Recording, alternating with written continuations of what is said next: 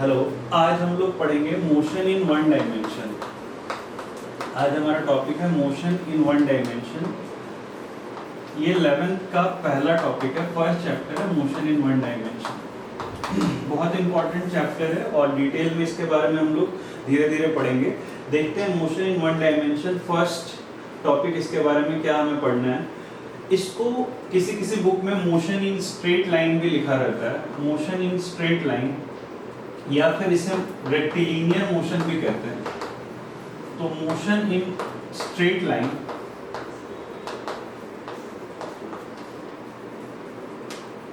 या रेक्टिलिनियर सारा एक ही है।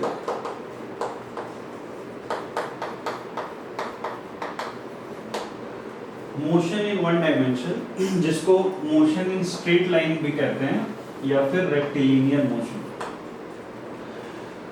11 का ये पहला टॉपिक है। ऑलरेडी क्लास 9th में इसके बारे में हमने पढ़ रखा है डिटेल में।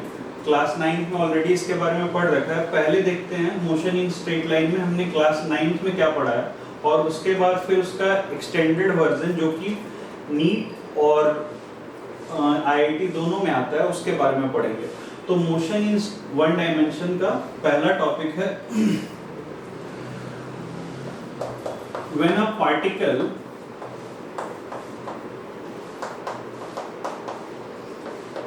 is moving in straight line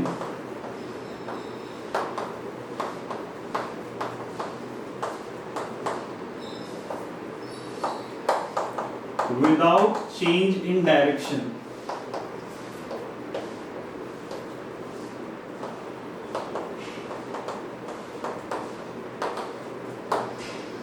is said to be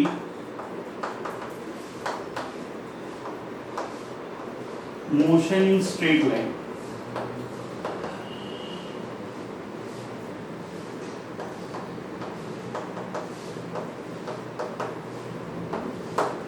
तो एक पार्टिकल अगर एक स्ट्रेट लाइन में मूव करता है विदाउट चेंज इन डायरेक्शन, तो उसको बोलते हैं मोशन इन स्ट्रेट लाइन। अगर एक पार्टिकल है, एक पार्टिकल लेते हैं और वो एक स्ट्रेट लाइन में मूव कर रहा है ए टू बी बिना अपने डायरेक्शन को चेंज किए हुए, तो इस मोशन को बोलेंगे motion in straight line. If a particle is moving in straight line without change in direction, it is said to be motion in straight line. अब मोशन, अब पार्टिकल ए से बी गया। अब कंफ्यूजन बच्चों को क्या होता है, ये हमने क्लास 9th में पढ़ रखा है। अब कंफ्यूजन बच्चों को क्या होता है, कंफ्यूजन ये होता है कि अगर पार्टिकल अपना आगे गया और फिर पीछे अपना डायरेक्शन में वापस यहाँ से फिर वापस सी पॉइंट पे आया, तो पार्टिकल ए से बी गया और बी से फिर सी पॉइंट पे आया, ये भी मोशन इन स्ट्रेट लाइन है, क्योंकि पार्टिकल एक ही डायरेक्शन में आगे पीछे कर रहा है। तो बैक एंड फोर्थ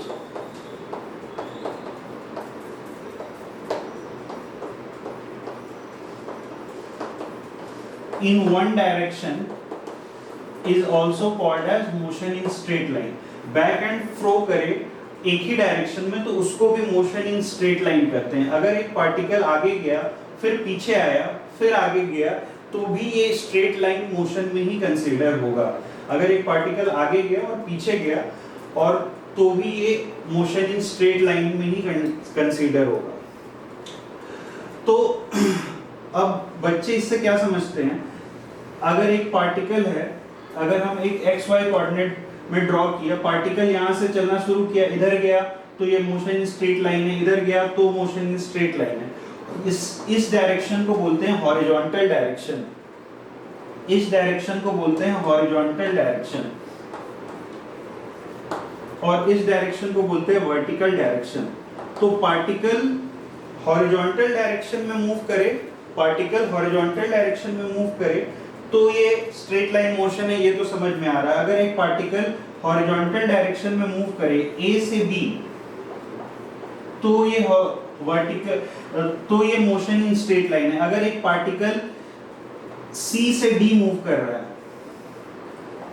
तो भी ये स्ट्रेट लाइन मोशन है, ये तो समझ में आ रहा है। लेकिन क्या अगर पार्टिकल ऐसे मूव करता है P से Q तक, तो ये मोशन इन स्ट्रेट लाइन है। यहाँ पे पार्टिकल का x और y कोऑर्डिनेट दोनों चेंज हो रहा है। तो हमें ध्यान ये रखना है कि ये P टू Q जो पॉइंट है ये भी मोशन इन वन डायमेंशन ही है, भले इसका x और y कोऑर्डिनेट चेंज हो, लेकिन ये मोशन इन वन डायमेंशन ही है। अगर पार्टिकल का x और y कोऑर्डिनेट दोनों भी चेंज हो रहा है तो भी ये वन डायमेंशन मोशन ही कंसीडर होगा, अगर वो एक स्ट्रेट लाइन में मूव करता है। तो अगर पार्टिकल स्ट्रेट लाइन में मूव करता है और उसका x और y कोऑर्डिनेट दोनों चेंज हो रहा है, यहाँ पे पार्टिकल का x y कोऑर्डिनेट कुछ होगा x1 y1, यहाँ पे इसका कोऑर्डिनेट x2 y2 होगा। यहाँ पे पार्टिकल का x कोऑर्डिनेट y कोऑर्डिनेट दोनों चेंज हुआ है, लेकिन ये मोशन इन टू डायमेंशन नहीं है, ये मोशन इन वन डायमेंशन ही है। ये बात हमें ध्यान से समझनी है, एक इंपॉर्टेंट कॉन्सेप्ट है जो क्लास 9 से जब बच्चे आते हैं, क्लास 10 से बच्चे आते हैं, उनको ये कंफ्यूजन होता है कि ये मोशन इन टू डायमेंशन है। ये मोशन इन टू डायमेंशन नहीं है, ये मोशन इन वन डायमेंशन ही है, क्योंकि पार्टिकल एक स्ट्रेट लाइन में ही मूव कर रहा है। तो P से तो A से B motion in one dimension है, A से B motion in one dimension है,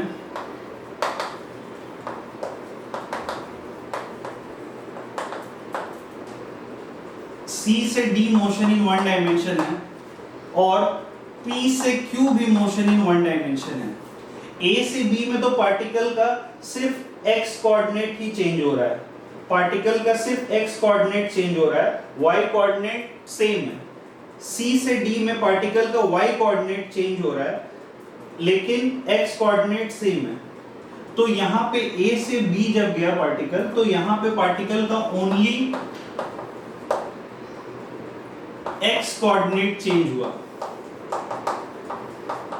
तो ये समझ में आ रहा है, ये मोशन इन वन डायरेक्शन है, x कोऑर्डिनेट चेंज हो रहा है। यहाँ पे C से D में यहाँ पे पार्टिकल का only y coordinate changes.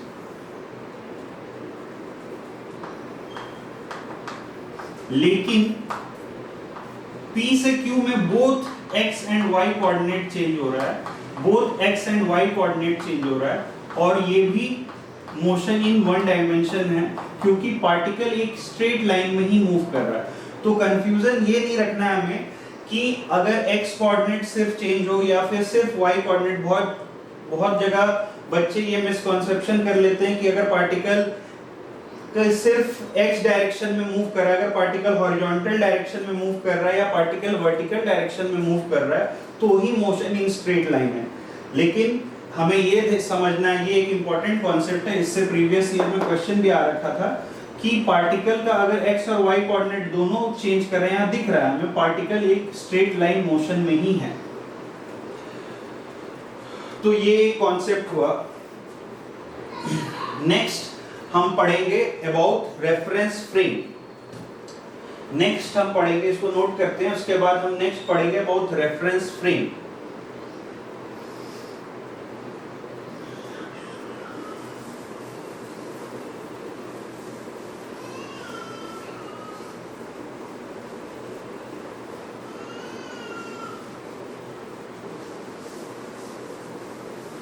Concept 2 है रेफरेंस फ्रेम।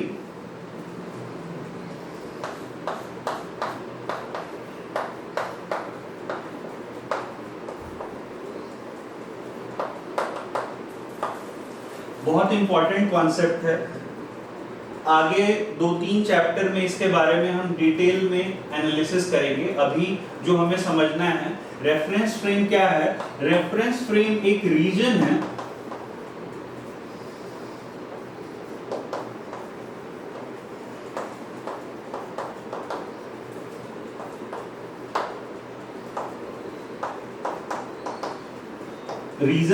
जहां से हम ऑब्जर्व करते हैं मोशनल चेंज। अब मोशनल चेंज क्या होता है? मोशनल चेंज मतलब हुआ अगर पार्टिकल की वेलोसिटी चेंज हुई, अगर पार्टिकल का एक्सेलरेशन चेंज हुआ, अगर पार्टिकल में फोर्स लगना वो चेंज हुआ, अगर पार्टिकल में काइनेटिक एनर्जी चेंज हुई, ये सारा ऑब्जर्वेशन हम जहां से करते हैं उस रीजन को बोलते हैं रेफरेंस फ्रेम। एक रीजन जहां से हम ऑब्जर्वेशन लेते हैं सारे मोशनल चेंज का। मोशनल चेंज क्या क्या है? वेलोसिटी है, एक्सेलरेशन है, फोर्स, काइनेटिक एनर्जी, ये सारा जहां से हम ऑब्जर्व करते हैं ये सब रेफरेंस फ्रेम होता है। तो ये एक हमारा रेफरेंस फ्रेम हो गया, हम यहां से ऑब्जर्व कर रहे हैं।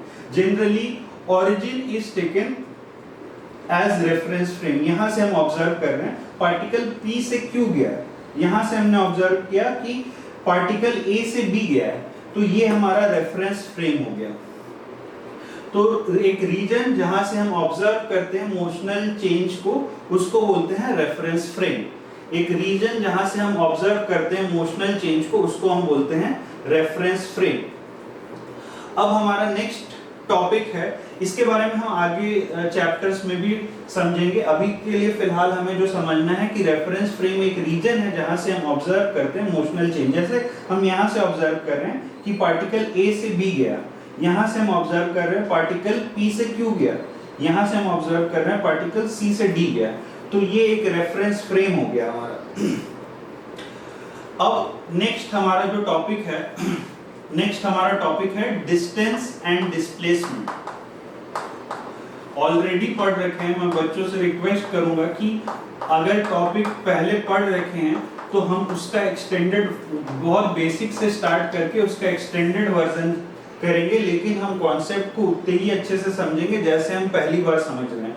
डिस्टेंस एंड डिस्प्लेसमेंट, डिस्टेंस और डिस्प्लेसमेंट ऑलरेडी हम पढ़ रखे हैं। समझना इसमें क्या है कि अगर एक पार्टिकल A से B गया और B से C आया, या फिर एक पार्टिकल पॉइंट P से Q गया, पार्टिकल पॉइंट P से Q गया, एक पार्टिकल A से B आया और फिर B से C गया, या फिर पार्टिकल P से Q गया, तो ये जो टोटल पाथ लेंथ है, इसको बोलते हैं डिस्टेंस। ये इस पाथ लेंथ को बोलते हैं डिस्टेंस। इस टोटल पाथ लेंथ, इसको मानते हैं L1 और इसको मानते हैं L2, तो ये टोटल पाथ लेंथ इसको बोलते हैं डिस्टेंस। और डिस्प्लेसमेंट क्या होता है? डिस्प्लेसमेंट होता है इनिशियल और फाइनल पोजीशन से जो शॉर्टेस्ट डिस्टेंस होगा उसको बोलते हैं डिस्प्लेसमेंट। तो डिस्प्लेसमेंट क्या हुआ? शॉर्टेस्ट डिस्टेंस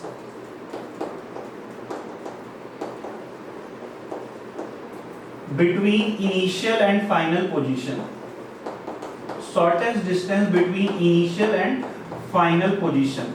इनिशियल पोजीशन हमारा P है, फाइनल पोजीशन हमारा Q है, तो shortest distance between initial and final position, इसको बोलेंगे डिस्प्लेसमेंट। तो डिस्टेंस जो हमारा हुआ, डिस्टेंस हमारा हुआ पाथ लेंथ,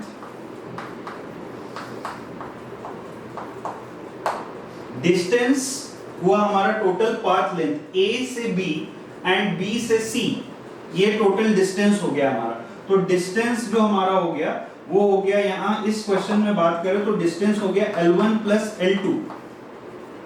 डिस्टेंस हमारा टोटल पाथ लेंथ हो गया A से B और फिर B से C, तो ये डिस्टेंस L1 है और ये डिस्टेंस L2 है, तो टोटल पाथ लेंथ जो हो जाएगा वो L1 प्लस L2 हो जाएगा।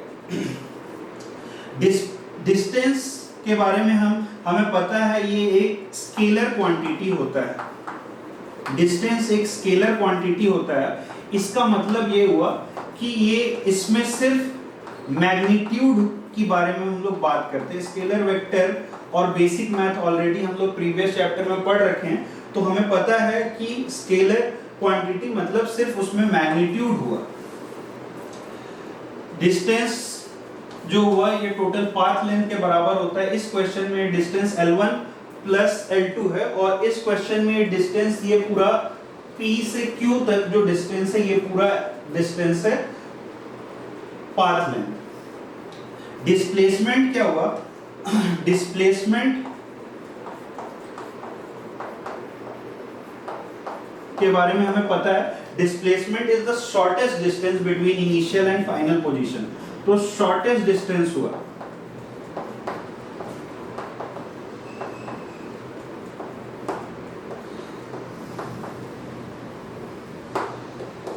Initial and final.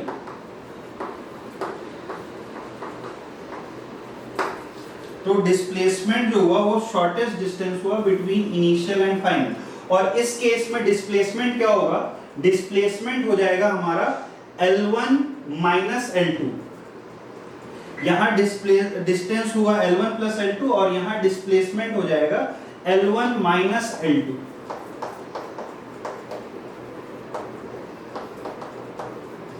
L1 minus L2 यही डिस्टेंस डिस्प्लेसमेंट हुआ ना हमारा, ये डिस्टेंस। तो L1 से अगर हम L2 माइनस कर लेंगे तो ये हमारा डिस्प्लेसमेंट हो गया L1 माइनस L2। ये डिस्टेंस है इस केस में डिस्टेंस क्या है, इस केस में ये जो स्ट्रेट लाइन गया है ये इसका लेंथ हुआ हमारा टोटल डिस्टेंस। इस केस में जो ये स्ट्रेट लाइन यहां से यहां गया है, इस लेंथ को हम बोलेंगे शॉर्टेस्ट डिस्टेंस। तो ये डिस्टेंस और डिस्प्लेसमेंट के बारे में हुआ। अब अगर पार्टिकल एक स्ट्रेट लाइन में मूव कर रहा है, अगर पार्टिकल एक स्ट्रेट लाइन में मूव कर रहा है तो पार्टिकल का डिस्टेंस और डिस्प्लेसमेंट सेम होगा।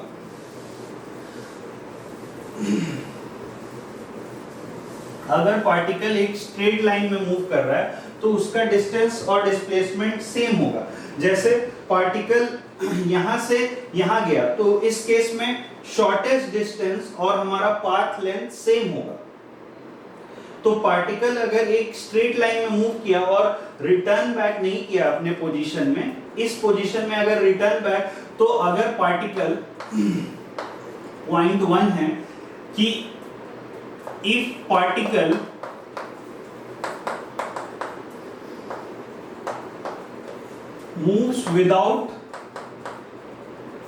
moves in straight line without returning,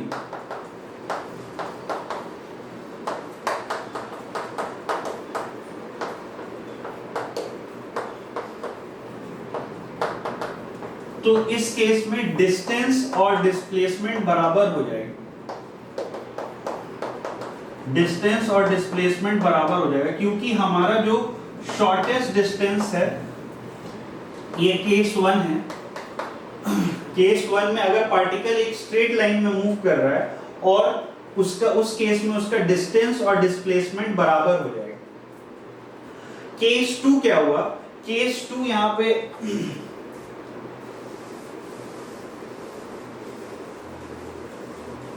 case 2 ये हुआ कि पार्टिकल अगर रिटर्न बैक करता है अपने पोजीशन को,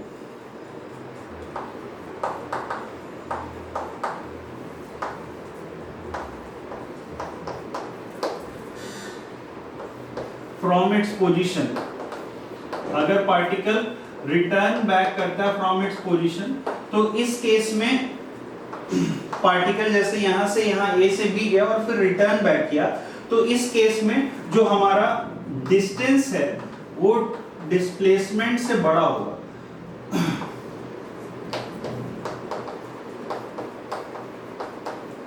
पार्टिकल रिटर्न बैक किया अपने पोजीशन में, तो इस केस में डिस्टेंस जो है डिस्प्लेसमेंट से बड़ा होगा। पार्टिकल जब एक स्ट्रेट लाइन में मूव कर रहा है विदाउट रिटर्निंग तो डिस्टेंस डिस्प्लेसमेंट के बराबर हो रहा है। अगर पार्टिकल रिटर्न बैक किया अपने पोजीशन में तो डिस्टेंस जो होगा वो डिस्प्लेसमेंट से बड़ा होगा।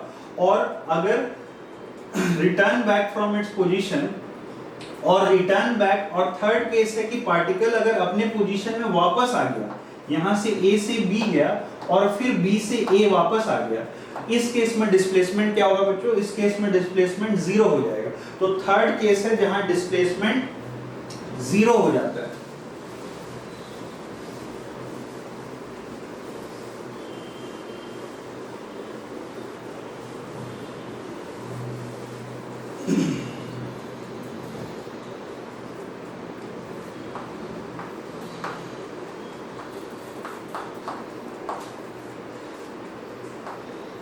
If return to original position,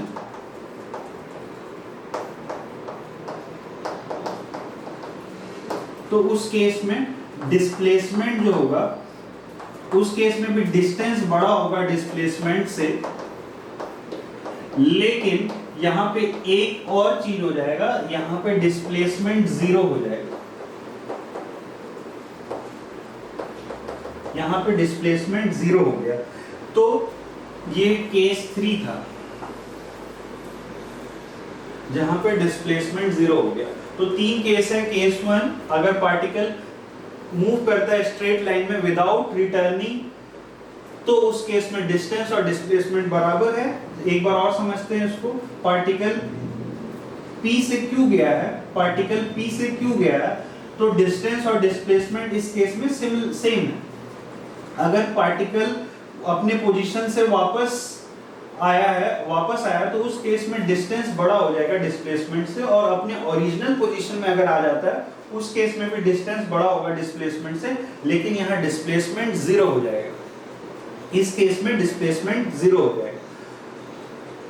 next topic हमारा है पोजीशन वेक्टर। इसको नोट करते हैं, फिर हम नेक्स्ट टॉपिक की तरफ बढ़ते हैं। नेक्स्ट टॉपिक है पोजीशन वेक्टर। इसको नोट करते हैं, और नेक्स्ट टॉपिक हमारा पोजीशन वेक्टर है।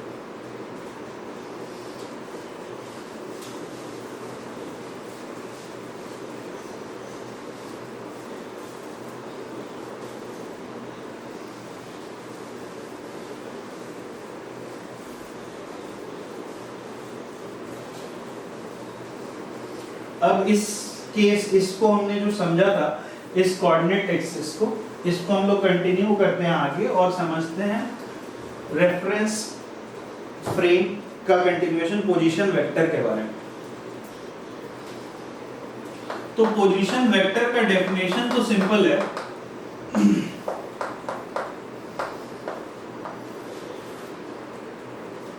It is the vector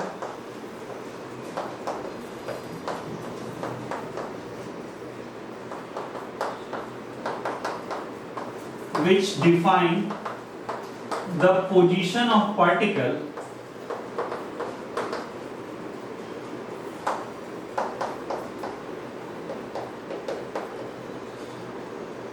from reference point। reference point हमने पढ़ रखा है, और reference point जनरली हम लोग origin लेते हैं। तो क्या है position vector? It is a vector which define the position of particle from reference point. Vector में अब हम लोग ने इसके बारे में पढ़ रखा है, अब देखते हैं इसका कंटिन्यूएशन।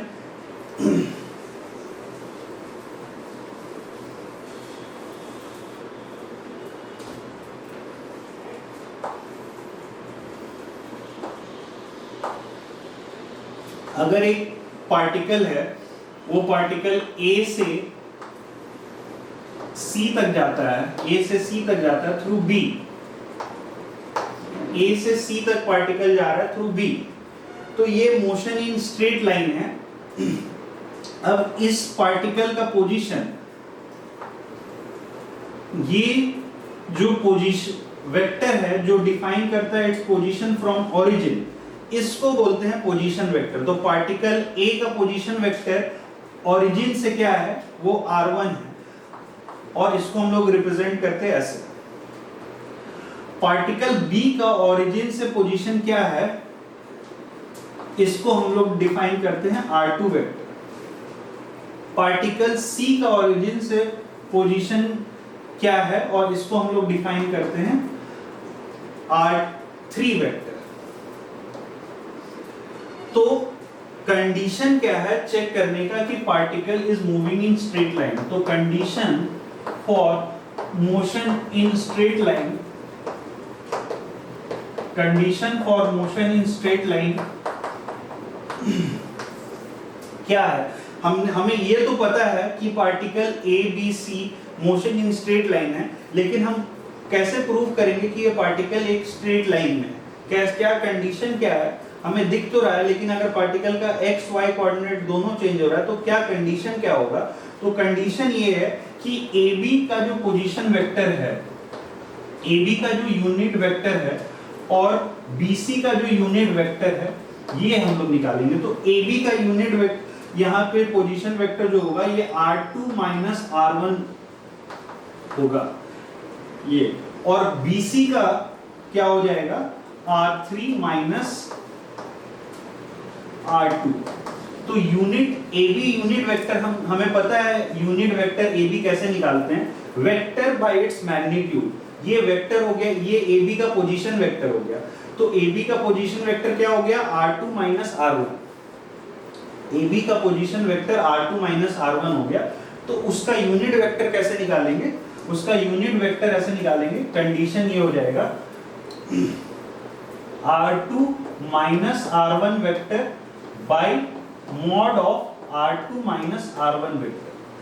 ये वेक्टर बाय इट्स मैग्नीट्यूड, ये AB का यूनिट वेक्टर हो गया, और BC का यूनिट वेक्टर क्या होगा, जैसे R3 minus R2, R3 vector minus R2 vector divided by mod R3 minus R2 vector.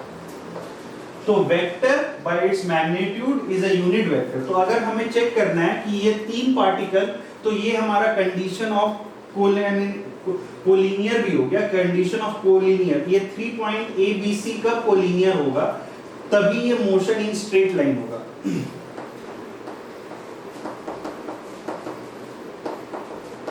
अगर हम प्रूफ कर दे कि ये A, B और C पॉइंट कोलिनियर है, तो हम कह सकते हैं कि ये एक स्ट्रेट लाइन में, कोलिनियर मतलब क्या हो गया, एक स्ट्रेट लाइन में। तो कंडीशन फॉर कोलिनियर हमने मैथ्स में भी पढ़ रखा है, मैथ्स में होता है R2 वेक्टर, ये जो वेक्टर है बाय इट्स मैग्नीट्यूड, और ये vector by its magnitude AB unit cap और BC यूनिट कैप अगर सेम हो जाएगा तो हम कह सकते हैं कि ये कोलिनियर है। ये एक इंपॉर्टेंट कॉन्सेप्ट है और इससे क्वेश्चंस आते हैं, तो इसको स्टार मार्क कर लीजिए, इसको नोट कीजिए, और ये एक इंपॉर्टेंट कॉन्सेप्ट है, इससे क्वेश्चंस आते हैं।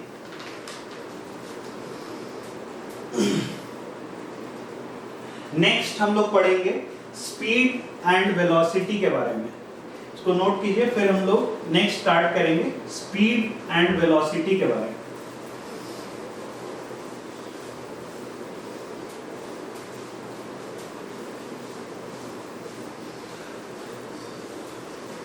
सारा बेसिक कॉन्सेप्ट से हम स्टार्ट कर रहे हैं, सारा बेसिक कॉन्सेप्ट से स्टार्ट कर रहे हैं। अभी मैं वन बाय वन उस पे क्वेश्चंस लूंगा, और मैं रिक्वेस्ट करूंगा कि सारे क्वेश्चंस को हम लोग उसी तरह से इंपॉर्टेंस देंगे जैसे एक हार्ड कॉन्सेप्ट को करते हैं। तो क्लास 9 के जो क्वेश्चंस हैं उससे मैं स्टार्ट करूंगा, और फिर लेवल वाइज हम बढ़ते जाएंगे। तो स्पीड एंड वेलोसिटी के बारे में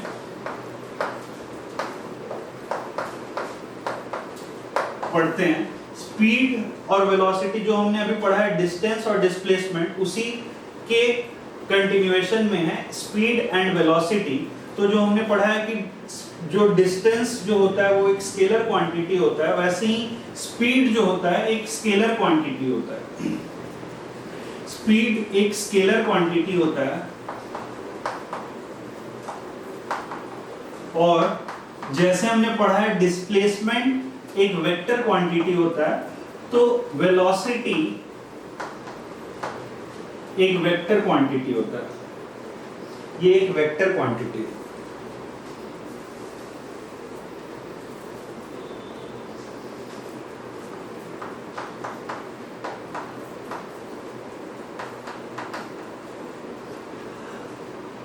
अब जब भी एक इंपॉर्टेंट कॉन्सेप्ट, जब भी if only speed and velocity is mentioned,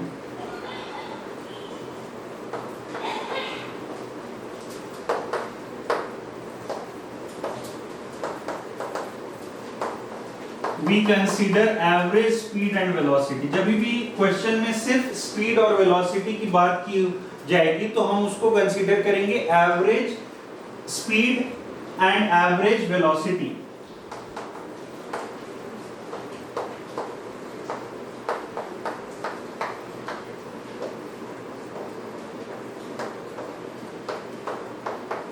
जब भी क्वेश्चन में सिर्फ स्पीड और वेलोसिटी दिया हुआ है तो हम क्या कंसीडर करेंगे कि बात हो रही है एवरेज स्पीड और एवरेज वेलोसिटी की। और एवरेज स्पीड हमने पढ़ रखा है, एवरेज स्पीड क्या होता है, एवरेज स्पीड होता है total distance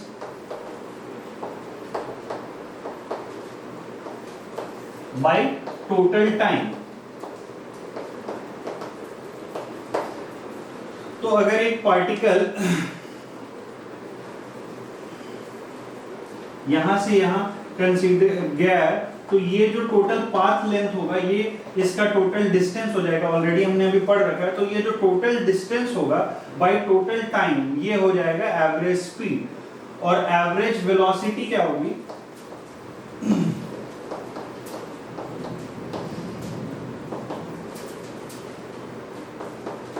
net displacement by time taken. जो नेट डिस्प्लेसमेंट है और जो टोटल टाइम लगा इसको हम कहेंगे फॉर्मूला 1। ये हमारा पहला फॉर्मूला है और इसको हम लोग रेफर करेंगे फॉर्मूला, अभी हम लोग इससे क्वेश्चन करेंगे और इससे बेस्ड फॉर्मूले पे इस कॉन्सेप्ट को हम बोलेंगे फॉर्मूला 1। तो जो टोटल डिस्टेंस हुआ है यहां से यहां तक जो टोटल डिस्टेंस हुआ है, अगर उस टोटल डिस्टेंस को अगर मैं मेंशन करूं डेल्टा एल, टोटल डिस्टेंस को अगर मैं मेंशन करूं, टोटल डिस्टेंस को यहां से यहां तक जो टोटल डिस्टेंस हुआ है इस टोटल डिस्टेंस को अगर मैं डेल्टा एल मेंशन करूं और bye total time delta T, तो ये हो गया एवरेज स्पीड का formula delta L by delta T. और एवरेज वेलोसिटी अगर मैं इस नेट डिस्प्लेसमेंट को, इस जो नेट डिस्प्लेसमेंट है इसको डेल्टा एक्स से डिनोट करूं, इस नेट डिस्प्लेसमेंट को डेल्टा एक्स से डिनोट करूं तो टोटल डिस्प्लेसमेंट का फॉर्मूला हो गया delta x by delta T. ये हमारा एवरेज स्पीड और एवरेज वेलोसिटी के बारे में हो गया।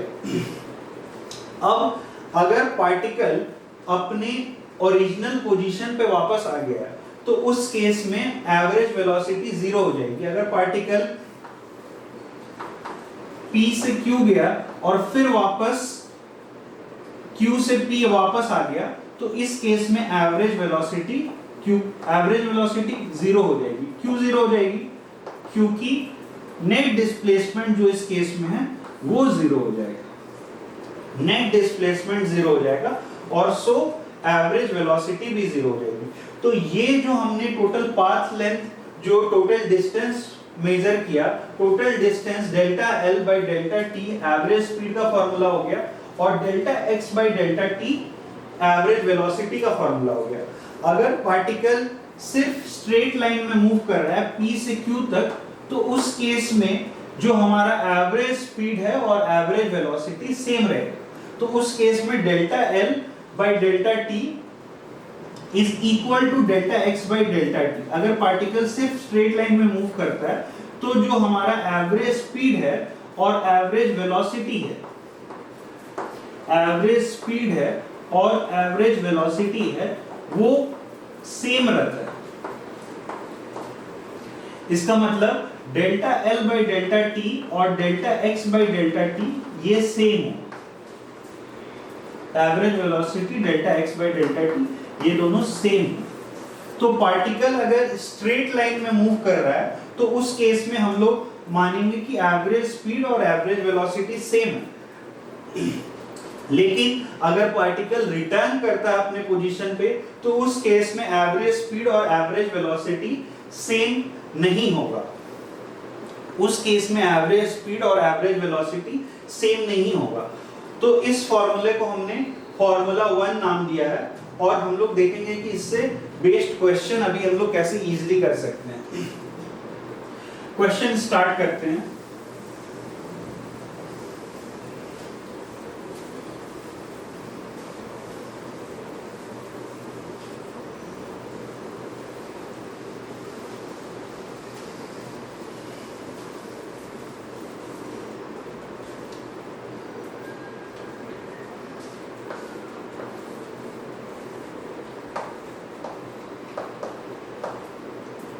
एक बस है, वो 40 किलोमीटर पर आवर से चल रही है और टोटल टाइम ऑफ ट्रैवल है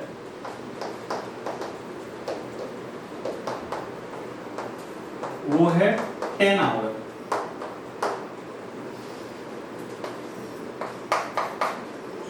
एक बस है जो 40 किलोमीटर पर आवर से चल रही है और टोटल टाइम ऑफ ट्रैवल है 10 our.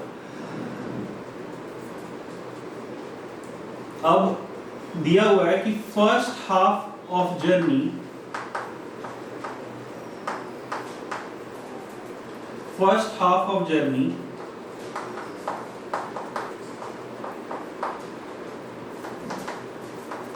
is covered with velocity 30 kilometer per hour. Find the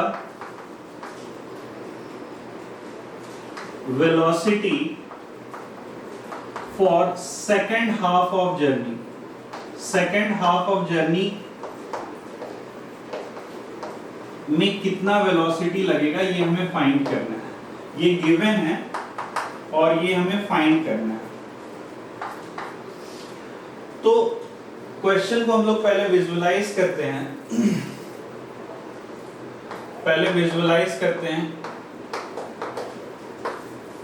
particle A point से बी पॉइंट तक जा रहा है, पार्टिकल ए पॉइंट से बी पॉइंट तक जा रहा है और टोटल जो उसका वेलोसिटी दे रखा है वो 40 किलोमीटर पर आवर है और टोटल टाइम 10 आवर है। तो हम इससे टोटल डिस्टेंस निकाल सकते हैं। टोटल डिस्टेंस क्या हो जाएगा? टोटल डिस्टेंस जो हो जाएगा वो vt होगा। टोटल डिस्टेंस vt होगा और वो क्या हो जाएगा? 40 kilometre per hour into 10 hour, that is 400 kilometre. तो A से B पॉइंट तक टोटल 400 किलोमीटर है और फर्स्ट हाफ जो 200 किलोमीटर है वो वेलोसिटी जो चलता है A से C तक जो वेलोसिटी है AC दिया हुआ है वो 30 किलोमीटर पर आवर दिया हुआ है और हमें निकालना है वेलोसिटी CB। ये क्वेश्चन है, velocity AC 30 kilometre per our दिया हुआ और वेलोसिटी हमें CB निकालना है। तो हम यहाँ पे हमारे पास टोटल डिस्टेंस है और टोटल स्पीड दिया हुआ, तो हम टाइम निकाल सकते हैं। Time for first half of journey, time for first half t1 जो होगा वो क्या हो जाएगा? टाइम जो हो जाएगा डिस्टेंस टोटल 200 बाई 30, 200 बाई 30 ये आ जाएगा 6.66 आवर। तो टोटल 10 घंटे में से ये जो 6.66 आवर है ये फर्स्ट हाफ में लगा है।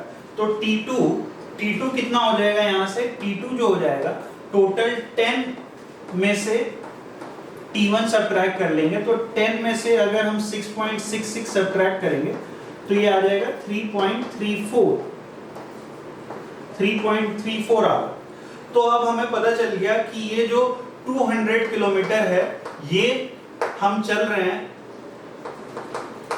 3.34 आवर्स। तो यहां से हम ये वेलोसिटी निकाल सकते हैं। तो एवरेज वेलोसिटी फॉर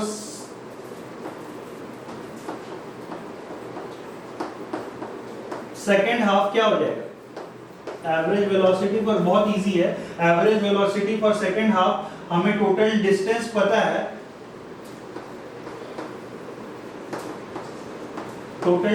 पता है, और डिवाइडेड बाय टाइम टेकन। तो ये 3.33 को हम लोग लिख सकते हैं 10/3 ऊपर चला गया और ये आ जाएगा 60 kilometre per our, which is the answer of this question. तो जो second half of the journey जो ट्रैवल करेगा वो 60 किलोमीटर पर आवर से ट्रैवल करे। सिंपल कॉन्सेप्ट था, हम लोग विजुअलाइज किया कि ए से बी तक जो टोटल डिस्टेंस है, हमारा टोटल डिस्टेंस और टोटल टाइम दे रखा था, तो हम टोटल डिस्टेंस निकाल लिए। वहां से हमने time taken for first half of the journey निकाल लिया, time taken for first half of the journey निकाल लिया, और टोटल टाइम से जब सब्ट्रैक्ट करेंगे तो हमें सेकंड हाफ का टोटल टाइम निकल जाएगा। I hope you got the same answer. Next question हम लोग करते हैं, एग्जाम क्वेश्चन नंबर 2।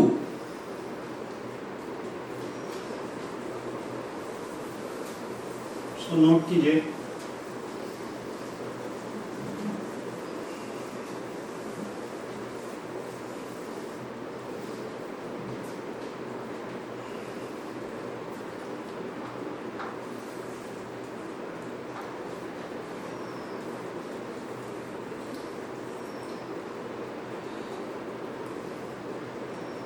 एक एस्केलेटर है और उसका टोटल लेंथ दिया हुआ है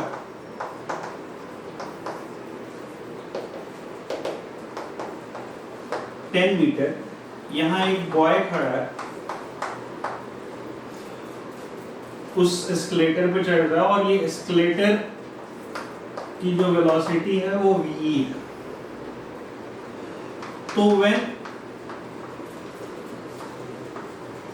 एस्केलेटर इज एट रेस्ट, जब एस्केलेटर रेस्ट पे है तो ये टोटल 6 मिनट लगता है। When escalator is at rest total time जो है 6 मिनट लगता है, और when escalator is moving boy take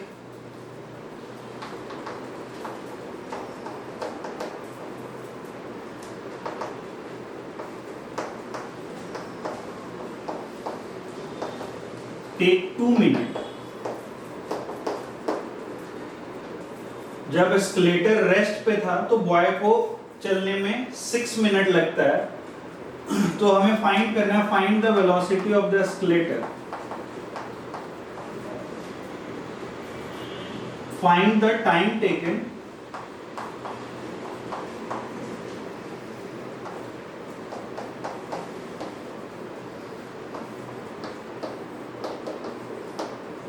when boy is at rest in moving escalator। boy अगर रेस्ट में होगा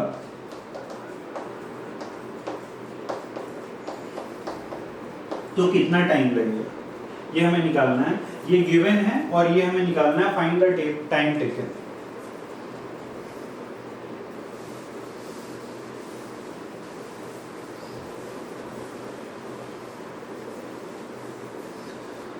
कॉन्सेप्ट वही है, जब एस्केलेटर मूविंग है, इस केस में एक बार विजुअलाइज करते पहले क्वेश्चन को।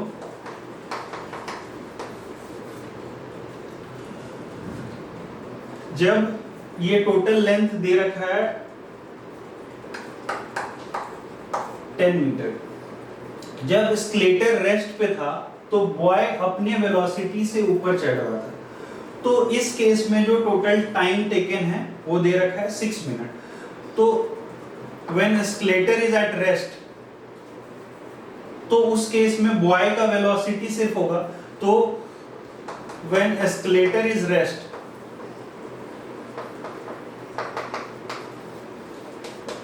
तो जो टोटल टाइम है, डिस्टेंस हमारा 10 मीटर है, बाई इस केस में सिर्फ वेलोसिटी ऑफ द बॉय होगा, ये होगा टाइम, क्योंकि इस केस में एस्केलेटर रेस्ट पे है।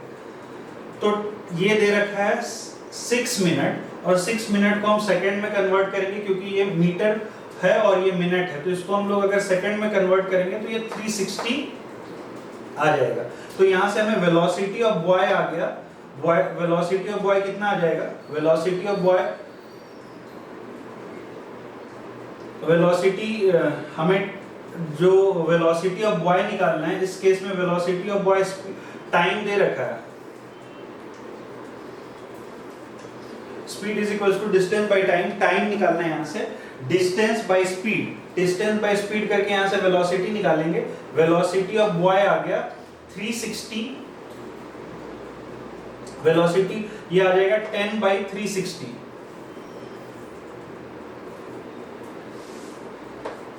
अगर हम लोग इसको कैंसिल कर दें तो ये 1/36 मीटर पर सेकंड आ गया वेलोसिटी ऑफ बॉय। अब सेकंड केस में जब बॉय मूव करता है तो इस केस में velocity of boy plus velocity of escalator है, क्योंकि यहाँ पे एस्केलेटर भी मूव कर रहा है और बॉय भी मूव कर रहा है। और हमें थर्ड केस में निकालना है जब बॉय इज एट रेस्ट, तो व्हेन बोथ आर मूविंग, उस केस में टाइम क्या दे रखा है, ये हमारा t1 है, और जब बोथ आर मूविंग t2 हो जाएगा 10 divided by velocity of boy plus velocity of escalator, और ये दे रखा है 2 मिनट। 2 मिनट को हम अगेन कन्वर्ट करेंगे तो ये 120 सेकेंड, और यहां से हमें आ जाएगा vb प्लस v कितना आ गया 1/12। तो हमें vb पता है 1/36 है और vb प्लस v पता है 1/12 है। तो यहां से हम वेलोसिटी ऑफ एस्केलेटर निकाल सकते हैं। वेलोसिटी ऑफ एस्केलेटर जो हो जाएगा, वेलोसिटी ऑफ एस्केलेटर कितना हो जाएगा 1/12 माइनस 1/36।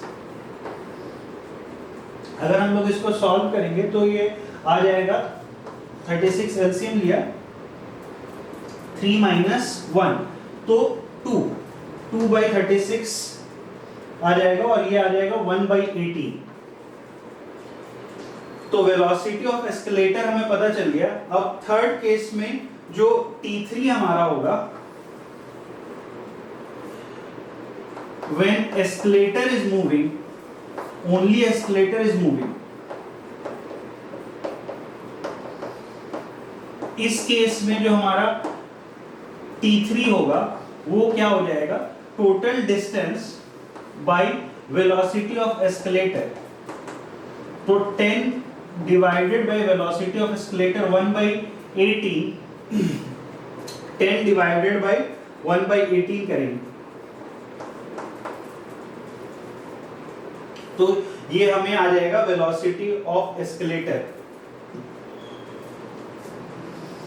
वेलोसिटी ऑफ एस्केलेटर ये हमें टोटल टाइम टेकन आ जाएगा।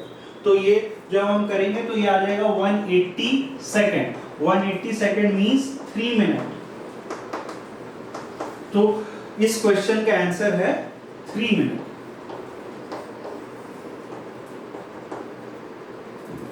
तो जब एस्केलेटर मूव कर रहा था और बॉय भी मूव कर रहा था तो 2 मिनट लगा। जब एस्केलेटर सिर्फ ऊपर जा रहा है, तब उसको लगेगा 3 मिनट। इसको नोट कीजिए। नेक्स्ट एक और इसी मॉडल पे क्वेश्चन करेंगे।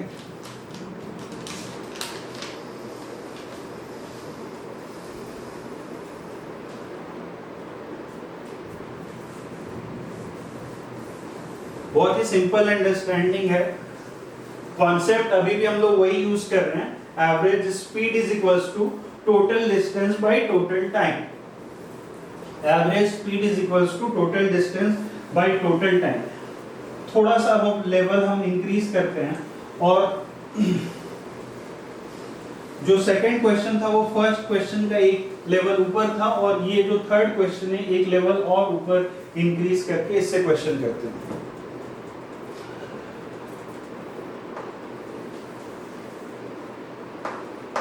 एक पॉइंट है ए से बी, ये टोटल है 100 मीटर, और यहां से ये एक हाईवे है,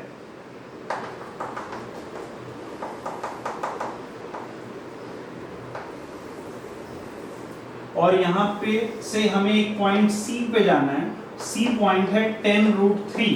बी से जो सी का डिस्टेंस है ये 10√, तो पार्टिकल ए से बी और फिर बी से सी जाना है 10√3। अब पार्टिकल जो है ए से बी के तरफ चलता है। अब किसी पॉइंट एट सर्टेन पॉइंट, और इधर ये रोड है, ये हाईवे है, और ये रोड है, तो किसी पॉइंट x पे पार्टिकल जो है हाईवे से उतर के रोड के तरफ ऐसे चलने लग जाता है किसी पॉइंट x पे। अब हाईवे पे पार्टिकल का वेलोसिटी था 10 मीटर पर सेकेंड, और रोड पे जो वेलोसिटी है, ये रोड पे इसका जो वेलोसिटी है, ये रोड आ गया, तो इस रोड पे इसका वेलोसिटी है 5 मीटर पर सेकेंड। इस रोड पे इसका वेलोसिटी है 5 metre per second.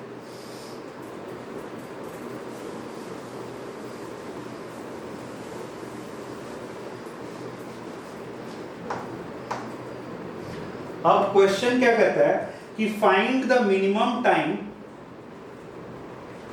Find the minimum time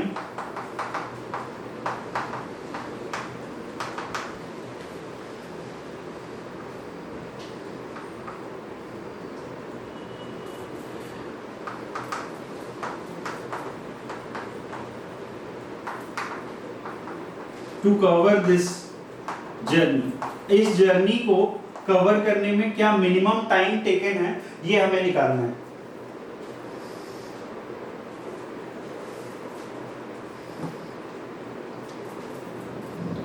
तो एक x पॉइंट से पार्टिकल का डिस्टेंस यहां से चेंज हुआ होगा एक x पॉइंट से, ताकि वो मिनिमम टाइम, यहां से पार्टिकल ऐसे आ रहा है और इस पॉइंट पे आके कोई एक x डिस्टेंस होगा जहां से पार्टिकल वेलोसिटी, ये इधर रोड पे आ गया, ये प्रीवियस ईयर क्वेश्चन है, ये इधर रोड पे आ गया इधर, तो कोई एक x डिस्टेंस होगा और उससे ये पार्टिकल इधर आ गया। तो टोटल टाइम जो टेकन है, इसको विजुअलाइज करते हैं एक बार। क्वेश्चन क्या है कि एक पार्टिकल इधर से ऐसे आ रहा था और हमें यहां से ये रोड पे इसको इधर जाना था, तो इसने सोचा इधर जाने से अच्छा है इधर से डायरेक्ट इधर चल लेते हैं और ताकि अपना टाइम बच जाए। तो इसने यहां से एक x डिस्टेंस जो दूर था, यहां से इसने ऐसे लिया शॉर्टकट और यहां से यहां पहुंचा। तो हमें वो निकालना है टोटल टाइम, जो यहाँ पे जो हमें यह, तो टोटल टाइम जो होगा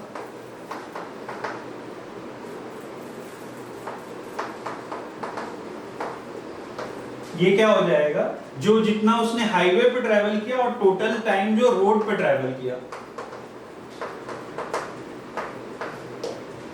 time on highway plus time on road, highway plus time on road.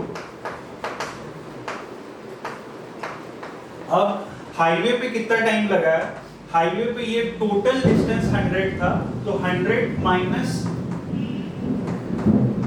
x by 10, और रोड पे कितना टाइम लगा है, ये डिस्टेंस x है और ये डिस्टेंस 10√3 है, तो ये डिस्टेंस कितना हो जाएगा, x स्क्वायर प्लस 10√3 का होल स्क्वायर। तो ये अंडर रूट में होगा x square plus 300 by 5, x square plus, इधर दिख रहा है, इसको फिर से रफ करके लिखते हैं। टोटल टाइम ऑन हाईवे जो होगा वो 100 माइनस x बाई 10, वही formula, total distance by total time taken, total distance by total time taken, ये हुआ हाईवे पे ट्रैवल करने का टोटल टाइम, और ये रोड पे ट्रैवल करने का, रोड पे ट्रैवल करना कितना डिस्टेंस ट्रैवल हुआ है, तो रोड पे टोटल डिस्टेंस हुआ है, ये पाइथागोरस यहाँ पे लगा के हम निकालेंगे, under root x square plus ये डिस्टेंस का स्क्वायर 10√3 का स्क्वायर आता है 300 बाई टाइम टेकन 5। तो ये हमारा टोटल टाइम टेकन है। अब कॉन्सेप्ट जो है, हमें टोटल टाइम जो निकालना है, तो फॉर मिनिमम टाइम हमें मैक्सिमा मिनिमा का कॉन्सेप्ट यूज करना पड़ेगा।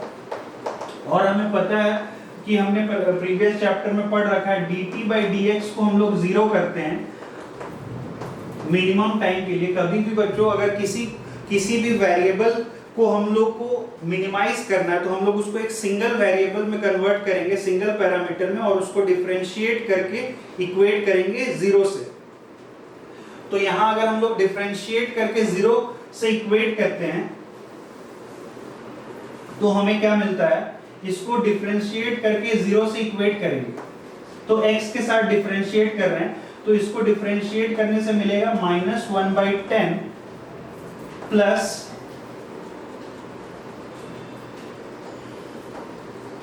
(2x by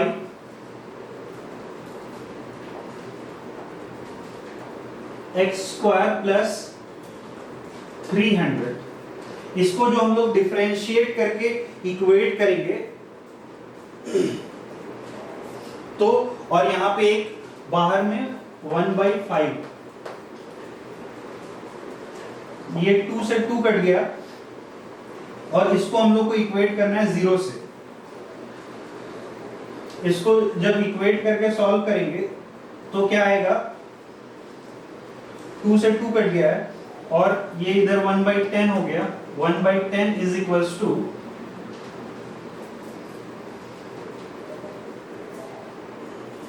इसको इधर कर लिया, x बाई अंडर रूट, ये 5 हो गया, और यहां पे आ गया x² प्लस 300। अब इसको कैंसिल कर दिया 1/2, तो आ जाएगा हमें 2x is equals to x² under root x² plus 300। 2x is equals to x² plus 300। जब इसको स्क्वायर करके ऐड करेंगे तो ये हो जाएगा 4x² minus 3x², 3x² is equals to 300, और यहां से आ जाएगा x जो आ जाएगा हमारा आ जाएगा 10। तो ये जो डिस्टेंस है ये 10 होगा, मिनिमम डिस्टेंस अगर 10 होगा तो यहां पे ये इसका आंसर हो जाएगा।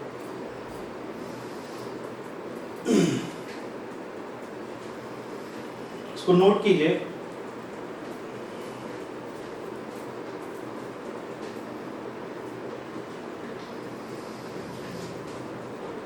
नेक्स्ट कॉन्सेप्ट है instantaneous velocity.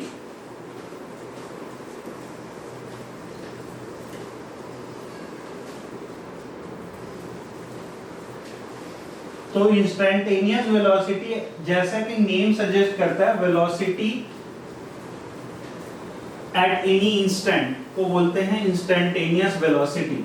Velocity at any instant को बोलेंगे इंस्टैन्टेनियस वेलोसिटी। अब कंफ्यूजन यहाँ पे ये रहता है कि किसी भी इंस्टेंट पे तो पार्टिकल पॉज में रहेगा, तो उस समय उसका वेलोसिटी कैसे हो सकता है। इंस्टैन्टेनियस वेलोसिटी का मतलब होता है वेलोसिटी, सिंपल डेफिनेशन है, वेलोसिटी एट एनी इंस्टेंट को बोलते हैं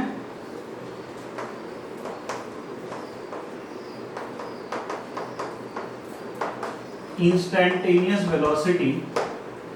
अब कंफ्यूजन क्या होता है बच्चों को, कंफ्यूजन ये होता है कि एट इंस्टेंट, किसी भी इंस्टेंट पे तो पार्टिकल पॉज में रहेगा। अगर किसी इंस्टेंट पे पार्टिकल जो रहेगा वो पॉज में रहेगा। बच्चे जनरली पूछते हैं कि सर किसी भी इंस्टेंट पे तो पार्टिकल पॉज पे रहेगा। अगर मैं 10 सेकंड की बात करूं तो 10 सेकंड पे पार्टिकल पॉज पे रहता है, तो at instant particle is pause. तो फिर इंस्टैन्टेनियस वेलोसिटी कैसे आता है, तो इसको हम लोग समझते हैं।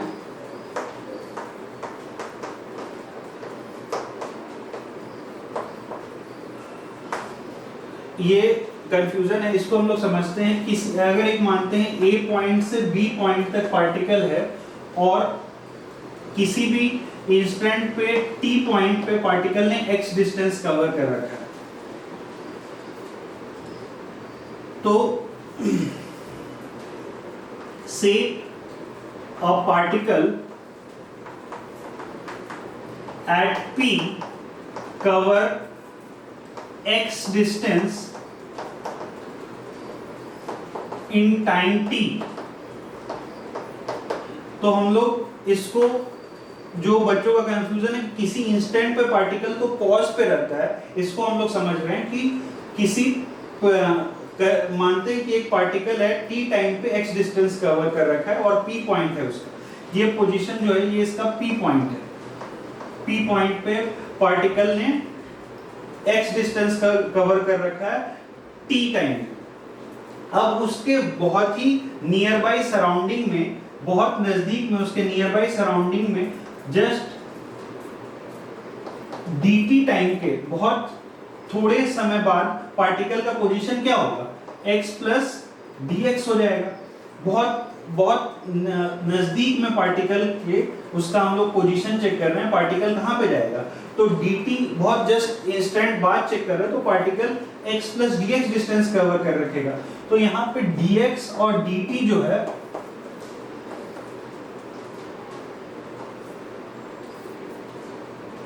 इनफाइनाइटली स्मॉल डिस्टेंस और टाइम के बारे में बात कर रहे हैं, हम उसके बहुत ही डिफरेंशियल टाइम के बारे में बात कर रहे हैं, बहुत ही नियर बाय सराउंडिंग पे पार्टिकल कहां पहुंचेगा, तो dt टाइम पे पार्टिकल dx डिस्टेंस कवर कर रखेगा। तो अगर हम इसके instantaneous velocity at p check करें, तो इंस्टैन्टेनियस वेलोसिटी एट p हम कह सकते हैं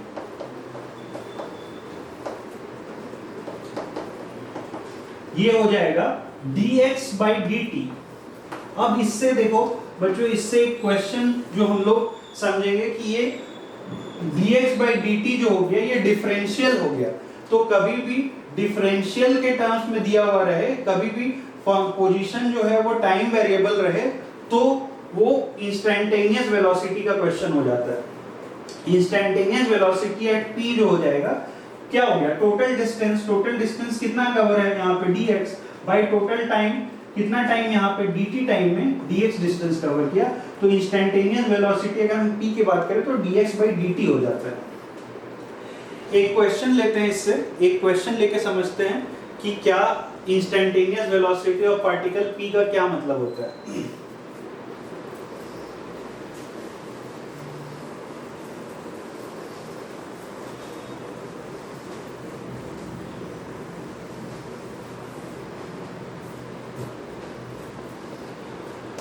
A particle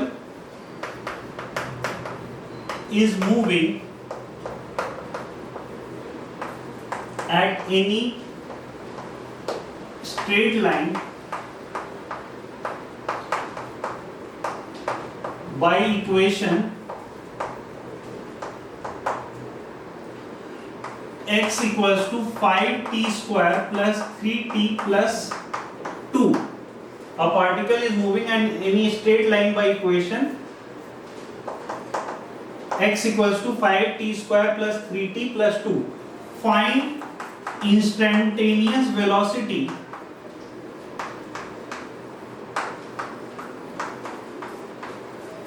at t equals to 2 second. 2 second पे इंस्टैन्टेनियस वेलोसिटी हमें निकालनी है। तो हमने बच्चों पढ़ रखा है इंस्टैन्टेनियस वेलोसिटी का फॉर्मूला है dx by dt। तो हम लिखेंगे यहाँ पे इंस्टैन्टेनियस वेलोसिटी, पहले इसको देख के समझिए। इंस्टैन्टेनियस वेलोसिटी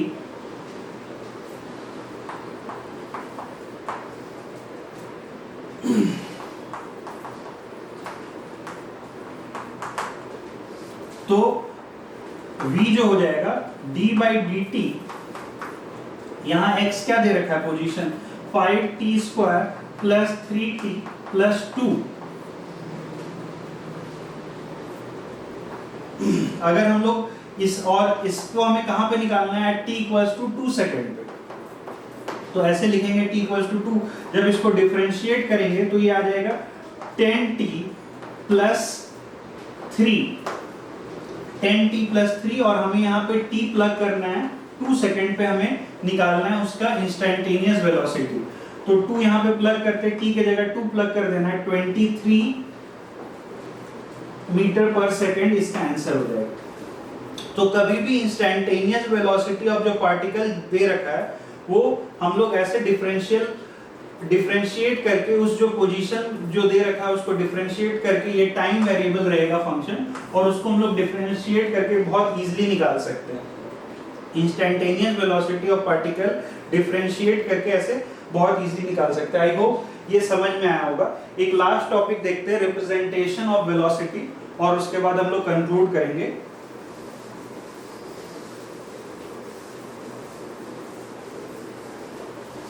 अब हम समराइज करते हैं, हमने जो पढ़ रखा है, जो हमने पढ़ रखा है अभी तक, उसको हम समराइज करते हैं। तो कभी भी रिप्रेजेंट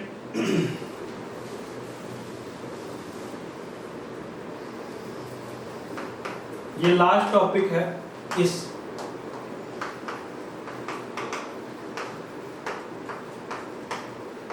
तो हमने पढ़ा कि कभी भी वेलोसिटी जो हो सकता है, वेलोसिटी कांस्टेंट हो, वेलोसिटी कांस्टेंट हो, और हमें जो हमने पहले पढ़ रखा है, हम जो एवरेज स्पीड और एवरेज डिस्टेंस का फॉर्मूला यूज करेंगे, v speed is equals to distance by time और डिस्प्लेसमेंट बाय टाइम, जो हमने फॉर्मूला 1 में पढ़ रखा है।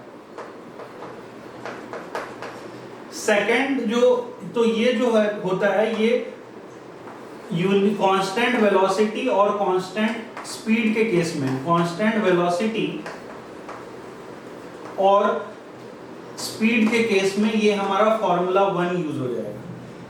फॉर जो 2 है, 2 वेलोसिटी जो होगा, जो 2 हमारा जो वेलोसिटी है वो फंक्शन ऑफ टाइम हो सकता है, और या फिर वेलोसिटी जो है फंक्शन ऑफ पोजीशन हो सकता है। देखिए यहाँ पे जो हमारा वेलोसिटी है वो फंक्शन ऑफ टाइम हो सकता है या फंक्शन ऑफ डिस्प्ले पोजीशन हो सकता है।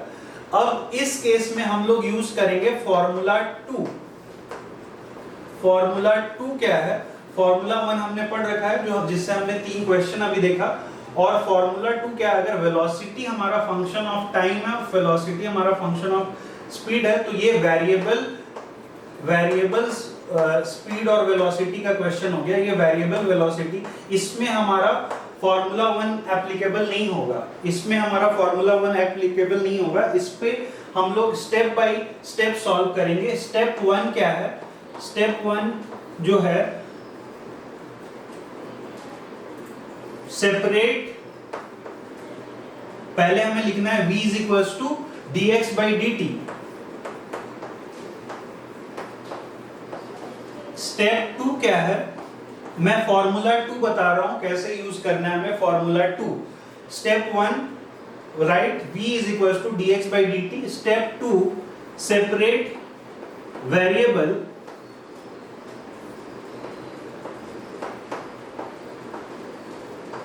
सेपरेट वेरिएबल का मतलब क्या हुआ? ऐसे लिख सकते हैं v dt is equals to dx। और स्टेप 3 जो होगा, स्टेप 3 हो जाएगा integrate.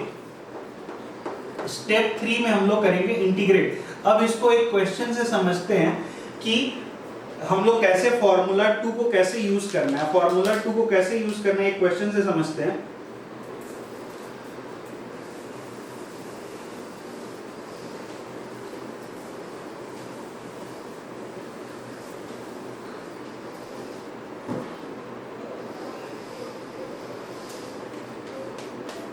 A particle is moving in straight line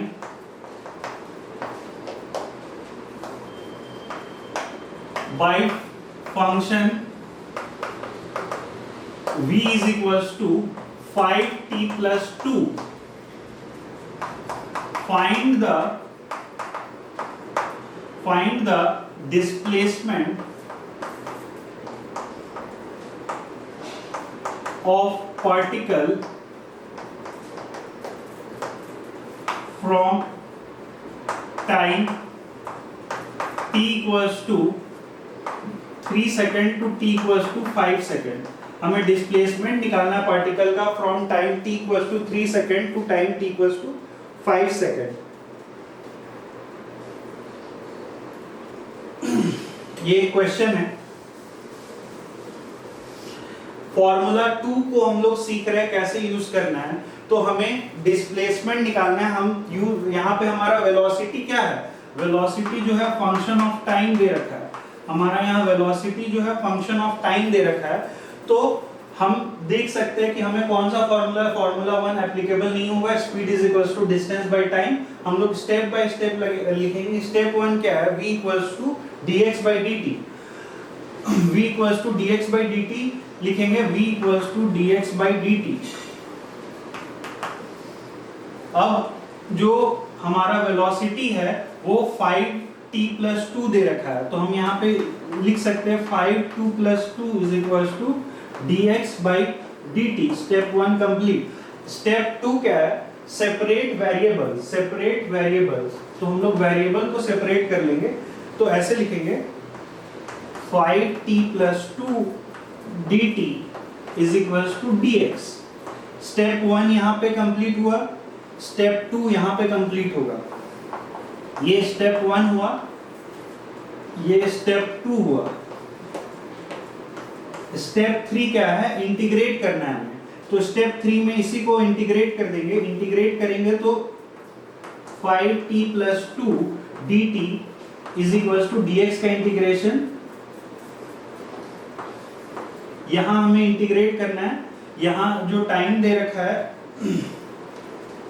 हम 0 से 5 सेकंड तक मान लेते हैं सिंपल कैलकुलेशन करने के लिए। 0 से 5 सेकंड, तो 0 से x,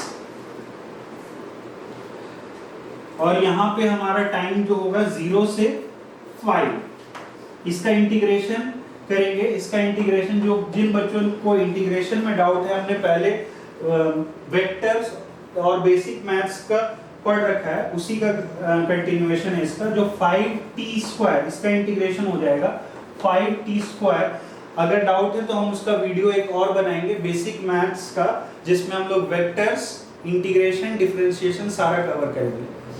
तो इसका इंटीग्रेशन हो जाएगा 5t²/2 + 2t,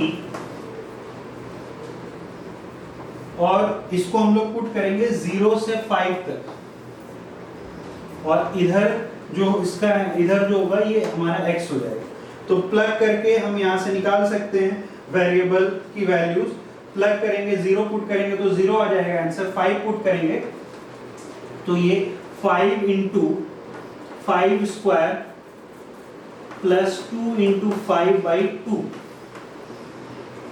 तो ये आ जाएगा 125/2 + 10, 125/2 + 10। आंसर आ जाएगा हमारा 62.5, 72.5।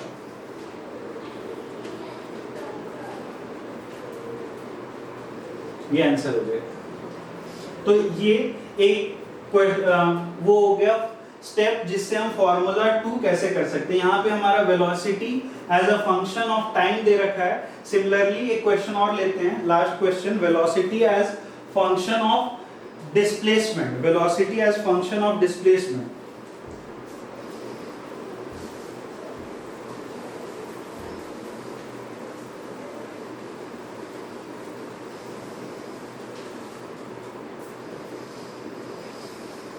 A car is moving in x direction as v is equals to α√x। Find, यहां पे हमारा वेलोसिटी फंक्शन ऑफ टाइम था, यहां पे वेलोसिटी फंक्शन ऑफ x है। Find average velocity at time t equals to 2 second and t equals to 5 second. तो हमें average speed निकालना है। हमें विजुअलाइज करते क्वेश्चन को। एवरेज स्पीड जो हो जाएगा, एवरेज स्पीड का हमें पता है फॉर्मूला क्या होता है, average speed x2 displacement total जो होता है average bye total time t2 - t1। तो यहाँ हमें टाइम दे रखा है 5 - 2। अब हमें सिर्फ x2 और x1 निकालना है। x2 और x1 जो हम होगा वो हम निकालेंगे फॉर्मूला 2 का यूज करके। वेलोसिटी यहाँ पे फंक्शन ऑफ x दे रखा है, तो हमारा ये हो जाएगा फॉर्मूला 2 का यूज। फॉर्मूला 2 का यूज करेंगे velocity as function of time. तो वही स्टेप बाय स्टेप तीन process step by step. First क्या लिखेंगे, v is equal to dx by dt लिखेंगे v और अल्फा रूट x, फिर वेरिएबल को सेपरेट करेंगे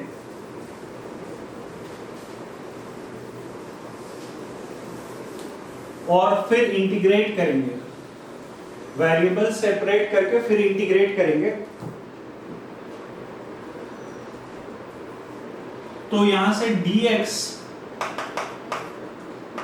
by root x is equals to, यहां से इधर ले लिया और उधर अल्फा dt। ये स्टेप 2 वेरिएबल सेपरेबल, ये स्टेप 2 हुआ। और स्टेप 3 में इंटीग्रेट करेंगे।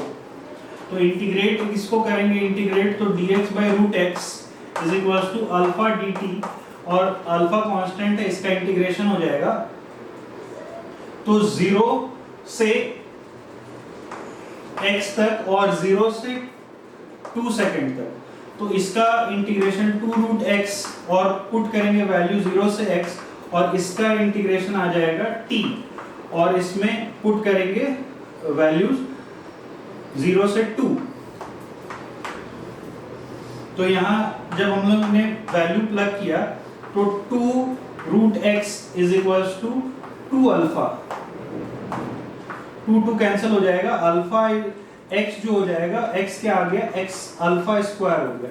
तो ये जो हमारा x1 है, ये हमने पहले जो 2 सेकंड पे निकाला वो अल्फा स्क्वायर आ जाएगा। x1 जो आ गया वो अल्फा स्क्वायर आ गया। सिमिलरली अगर हम यहाँ पे 0 से 2 के जगह 0 से 5 पुट करें तो हमें x2 आ जाएगा, और उस x2 जब हम प्लग करेंगे तो यहाँ पे x2 का वैल्यू आ जाएगा 25 अल्फा स्क्वायर बाई 4। अब इन दोनों को यहाँ हम प्लग करके एवरेज डिस्टेंस यहाँ से निकाल सकते हैं। 25/4 alpha square minus alpha square by 5 - 2, ये हमारा हो जाएगा एवरेज स्पीड। तो यहाँ से हम निकाल सकते हैं इसको 25 - 4 21 अल्फा स्क्वायर बाई 3, तो ये आ जाएगा हमारा answer 7 alpha square is the answer of this question.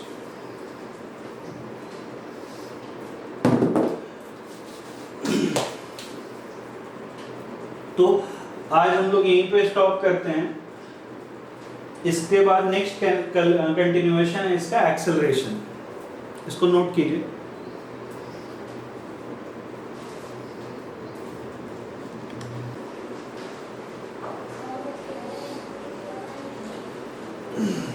Next topic है एक्सेलरेशन। एक्सेलरेशन के बारे में हम लोग पढ़ेंगे। एक्सेलरेशन जो होता है, it is the rate of change of velocity.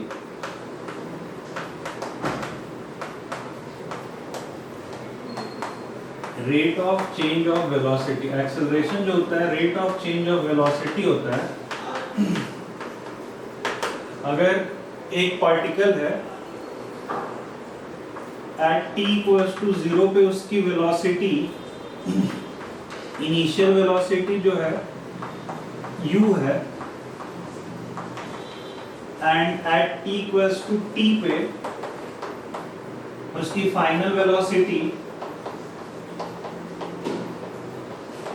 v है। तो एक्सेलरेशन जो होता है rate of change of velocity होता है। इट इज डिनोटेड बाय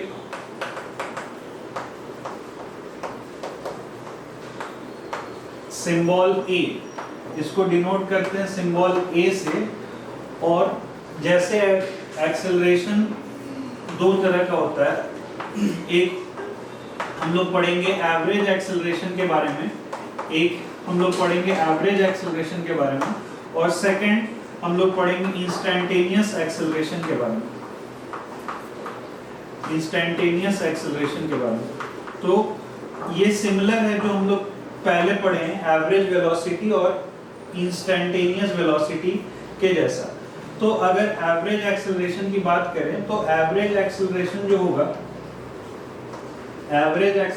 जो होगा उसको हम लोग डिनोट करेंगे, एक्सेलरेशन को ए से डिनोट करते हैं। एवरेज एक्सेलरेशन जो होगा ए सिंबल बार से ऐसे डिनोट करेंगे, और ये हो जाएगा change in the velocity by change in time, v2 minus v1 by t2 minus t1, और इसको बोल सकते हैं delta v by delta t।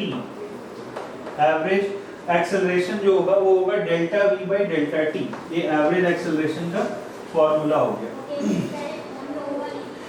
अगर हम लोग इंस्टैन्टेनियस एक्सेलरेशन की बात करें तो इंस्टैन्टेनियस एक्सेलरेशन सिमिलरली उसके बारे में अगर बात करें इंस्टैन्टेनियस एक्सेलरेशन की, तो instantaneous acceleration at a particular instant, acceleration of particle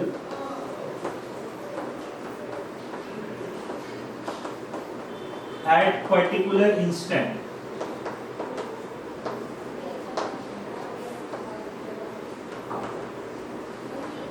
अगर एक पार्टिकल है यहाँ पे, और अगर इसी डायग्राम में देख लेते हैं इंस्टैन्टेनियस एक्सेलरेशन, अगर पार्टिकल p पॉइंट पे वेलोसिटी उसकी है v और टाइम टेकन है t टाइम टेकन है और वेलोसिटी है v, अगर उसके नेबरहुड में चेक करें तो इसका जो टाइम टेकन हो जाएगा very small time t plus dt हो जाएगा, और वेलोसिटी v प्लस dv हो जाएगा, very instant of that time. The particle at very neighbourhood point will be t plus dt and v plus dv। तो हम अगर इंस्टैन्टेनियस एक्सेलरेशन की बात करें, instantaneous acceleration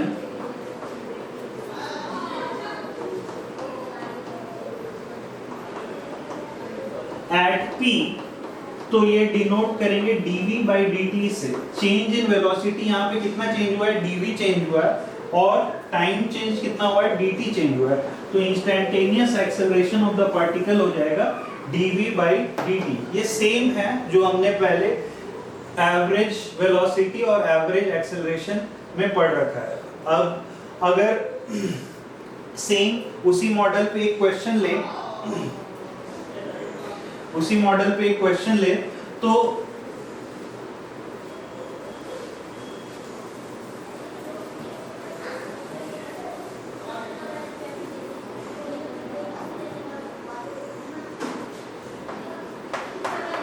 if the velocity of the particle is given by function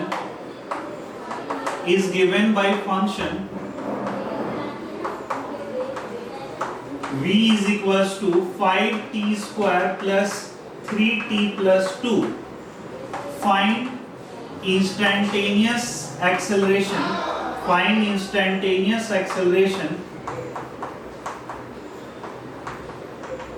at t equals to 3 second. Instantaneous acceleration हमें बताना है at t equals to 3 second.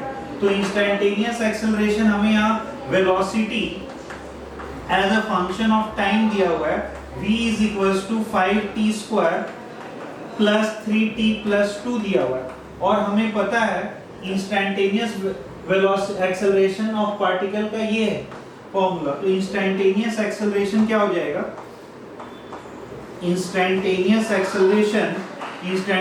Acceleration जो हो जाएगा, इसको हम लोग लिख सकते हैं dv by dt ऐसे। इसके बाद अगर हम देखें तो इसको डिफरेंशिएट करके फिर से जैसे हम लोग ने प्लग किया था वैल्यू, वो वैल्यूज प्लग कर लेंगे इंस्टैन्टेनियस एक्सेलरेशन। तो इसको अगर डिफरेंशिएट किए इस फंक्शन को, तो a जो होगा वो हो जाएगा 10t plus 3, और टाइम पुट करेंगे t इक्वल्स टू 3 सेकेंड। तो यहाँ टाइम पुट किए t is equals to 3 second, तो हो जाएगा 33। तो instantaneous acceleration of the particle जिसको हम लोग AP से डिनोट करेंगे, और AP यहाँ पे हो जाएगा 33 metre per second square. Instantaneous और acceleration of the particle at t equals to 3 second आ जाएगा 33 metre per second square.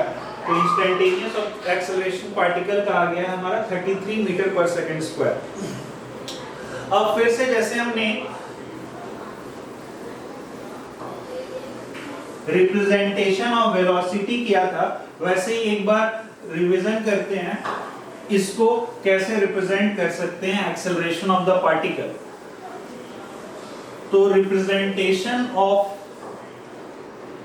Acceleration, representation of acceleration, representation of acceleration अगर करें, रिप्रेजेंटेशन ऑफ एक्सेलरेशन, तो एक्सेलरेशन को हम लोग रिप्रेजेंट कर सकते हैं फर्स्ट जब हमारा वेलोसिटी कांस्टेंट है, केस 1 जब वेलोसिटी कांस्टेंट है, और केस 2 जब वेलोसिटी जब हमारा वेलोसिटी कांस्टेंट है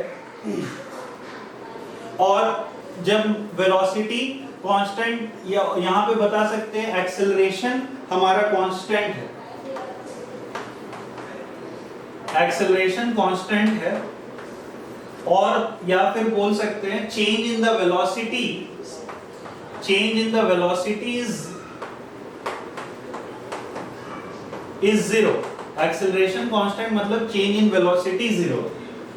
सेकंड, एक्सेलरेशन जो है फंक्शन ऑफ टाइम है, एक्सेलरेशन जो है फंक्शन ऑफ पोजीशन है, और एक्सेलरेशन जो है फंक्शन ऑफ वेलोसिटी है। ये तीनों केस जो आता है ये वेरिएबल एक्सेलरेशन का केस है। ये तीनों केस जो है ये वेरिएबल एक्सेलरेशन का केस है। तो एक्सेलरेशन कांस्टेंट एक केस हो गया और एक्सेलरेशन वेरिएबल सेकंड केस हो गया। जब एक्सेलरेशन कांस्टेंट है तो एक केस हो गया, वेरिएबल एक्सेलरेशन में वो हो सकता है फंक्शन ऑफ टाइम हो, फंक्शन ऑफ डिस्प्लेसमेंट हो, फंक्शन ऑफ वेलोसिटी, जैसे हमने उस केस में किया था वेरिएबल वेलोसिटी के केस में, वैसे ही यहाँ पे भी सेम करेंगे। स्टेप वन क्या होगा? Step 1 right A is equals to dv by dt। Step 2 क्या होगा? जैसे हमने वेलोसिटी में किया था, सेपरेट वेरिएबल, तो यहाँ अगर वेरिएबल को सेपरेट करें तो ये हम लोग लिख सकते हैं a dt is equals to dv। Step 3 जो होगा, स्टेप 3 क्या है? इंटीग्रेट। स्टेप 3 जो होगा वो इंटीग्रेट हो जाएगा। तो ये जो होगा ये 3 स्टेप है फॉर राइटिंग वेरिएबल एक्सेलरेशन। अब जब वेरिएबल एक्सेलरेशन होगा तो हम लोग लिख सकते हैं a is equals to dv by dt, a is equals to dv by dt, और इसको ऐसे भी लिख सकते हैं d by dt और यहाँ पे dx by dt।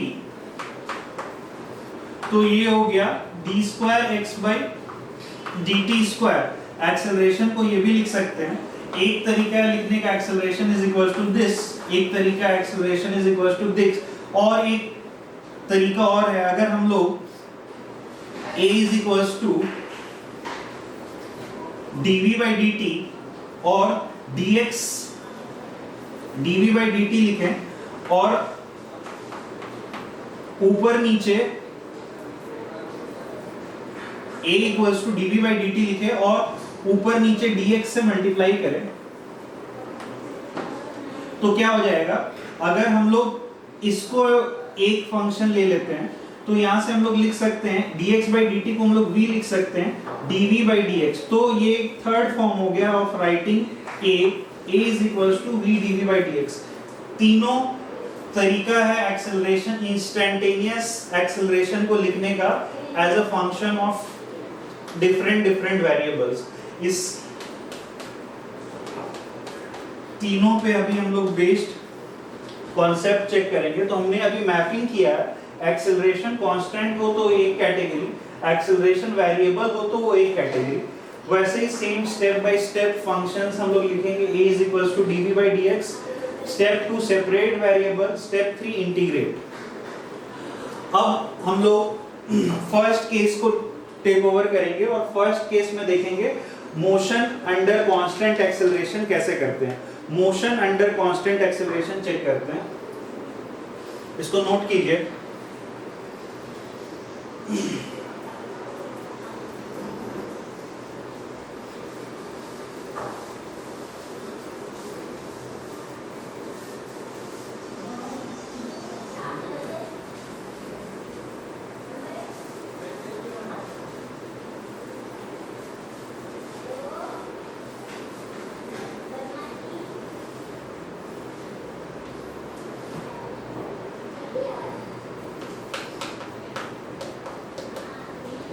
Motion under constant acceleration, first case हमने टेक ओवर किया, motion under constant acceleration.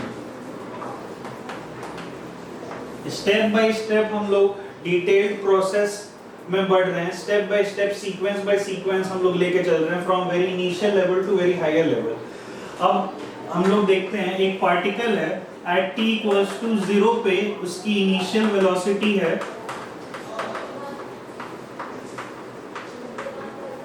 u and t equals to t पे उसकी फाइनल वेलोसिटी है v, और ये पार्टिकल हम मान के चल रहे हैं कांस्टेंट एक्सेलरेशन a से मूव कर रहा है। ये पार्टिकल कांस्टेंट एक्सेलरेशन a से मूव कर रहा है, तो हम लोग देखते हैं, तो हम लोग लिख सकते हैं a is equals to dv by dt। अगर किसी पॉइंट p पे हम लोग बात करें तो a equals to instantaneous acceleration a is equals to dv by dt हम लोग लिख सकते हैं। अगर इसको क्रॉस मल्टीप्लाई करें तो a dt is equals to dv। Variable separable step 2 हमने किया है यहाँ पे, ये स्टेप 1 है, ये स्टेप 2 है।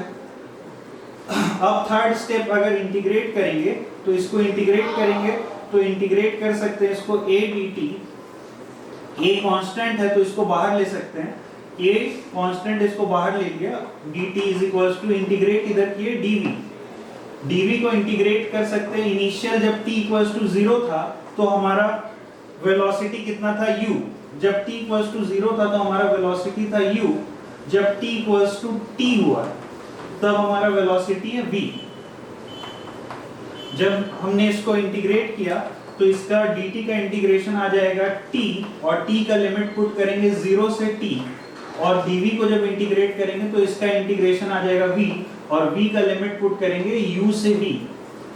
जब हम लोग लिमिट सब्स्टिट्यूट करेंगे तो हम लोग देखेंगे यहाँ पे आ जाएगा हमें at, और यहाँ पे आ जाएगा v माइनस u, और जब इसको सिंप्लीफाई करें फर्दर तो we will get v is equals to u plus at।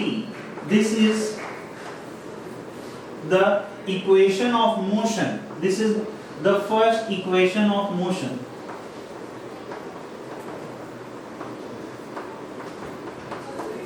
v equals to u plus at, v equals to u plus at, equation of motion। हमने टेक ओवर किया constant acceleration first case.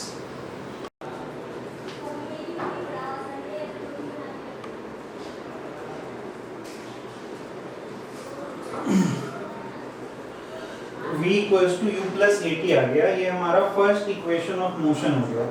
अब अगर हम लोग v के जगह लिखे v के जगह इस इक्वेशन ऑफ मोशन को यूज करें, ये हमारा फर्स्ट इक्वेशन ऑफ मोशन है। अगर हम इस v के जगह dv by dt लेके यूज करें, इसको देखते हैं, एक बार रब कीजिए।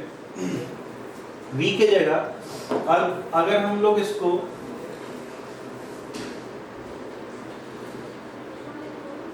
dx by dt लिखते हैं और इधर u plus at, इसी इक्वेशन ऑफ मोशन को यूज कर रहे हैं। v को हम लोग लिख सकते हैं dx by dt, फिर से variable separable, dx is equals to u plus at dt। Step 1 step 2, step 1 हुआ ये स्टेप 2 हुआ। Step 3 integrating both side. अगर हम लोग इसको इंटीग्रेट करें तो आ जाएगा हमें dx is equals to u plus at dt और इसका इंटीग्रेशन। अब dx को हम लोग इंटीग्रेट करेंगे 0 से और ये जाएगा x तक और यहाँ dt होगा 0 से और ये जाएगा t तक।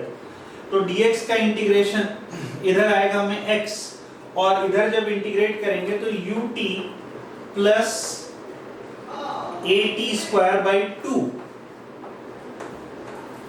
ये हमारा इक्वेशन ऑफ मोशन 1 है, फर्स्ट इक्वेशन ऑफ मोशन, और ये हमारा हो गया सेकंड इक्वेशन ऑफ मोशन।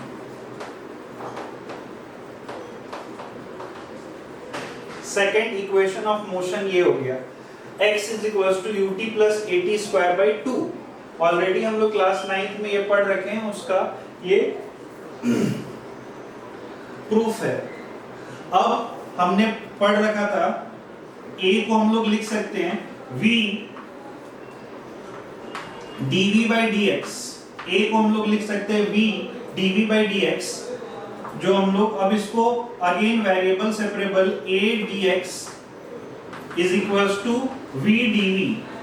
अगर हम लोग लिखे a dx is equals to again variable को सेपरेट कर रहे हैं और फिर integrate step 3, this is equation 1, this is step 2, और अगर फिर से इंटीग्रेट करेंगे इसको तो इसका इंटीग्रेशन आ जाएगा a dx का इंटीग्रेशन x और v का इंटीग्रेशन, इसको इंटीग्रेट कर रहे हैं तो इंटीग्रेशन सिंबल लगाएंगे a dx, a कांस्टेंट है, कांस्टेंट एक्सेलरेशन है तो ये बाहर हो जाएगा dx, और इसका इंटीग्रेशन हो जाएगा इंटीग्रेशन v dv, x 0 से x तक, और ये 0 पे इनिशियल वेलोसिटी u था और फाइनल वेलोसिटी v था। तो इसको इंटीग्रेट करेंगे तो आ जाएगा x लिमिट 0 से x, और इसको इंटीग्रेट करेंगे तो आ जाएगा इसका इंटीग्रेशन v स्क्वायर बाई 2, और जब लिमिट पुट करेंगे तो इसका आ जाएगा u square minus v square, और इधर आ जाएगा हाफ सिंबल। जब इसको सिंप्लीफाई करेंगे तो हम लोग लिख सकते हैं v स्क्वायर इज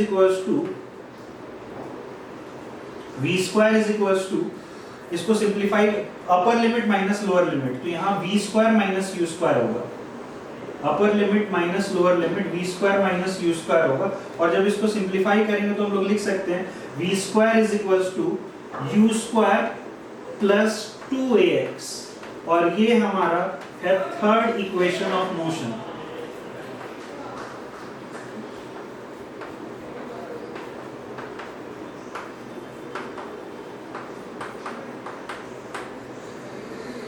और इन तीनों को हम लिखेंगे एज फॉर्मूला 1। हमारा क्या था? फॉर्मूला 1 था v is equals to 80, formula 1 था हमारा v equals to speed is equals to distance by time. Formula 2 था वेरिएबल वेलोसिटी के लिए, और फॉर्मूला 3 है कांस्टेंट एक्सेलरेशन। इन सब को मेंशन करते हैं एज फॉर्मूला 3। फॉर्मूला 3 क्या क्या आ गया हमारा? x पहले आया v equals to 80, x is equals to ut plus at square by 2, and third v square is equals to u square plus 2ax। अब हम लोग इस पे बेस्ड क्वेश्चन करेंगे। उससे पहले एक शॉर्टकट फॉर फॉर्मूला 3, उससे पहले एक शॉर्टकट देखते हैं for formula 3।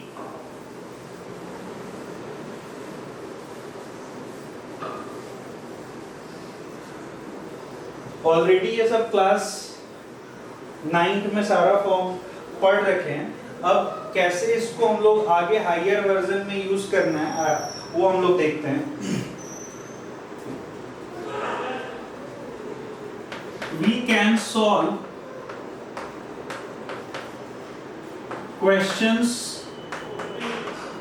orally। We can solve questions orally, चूंकि हम लोग क्लास 9 में भी ये पढ़ रखे थे। ये सब क्वेश्चन को हम लोग orally सॉल्व कर सकते हैं using following shortcut। using following shortcut।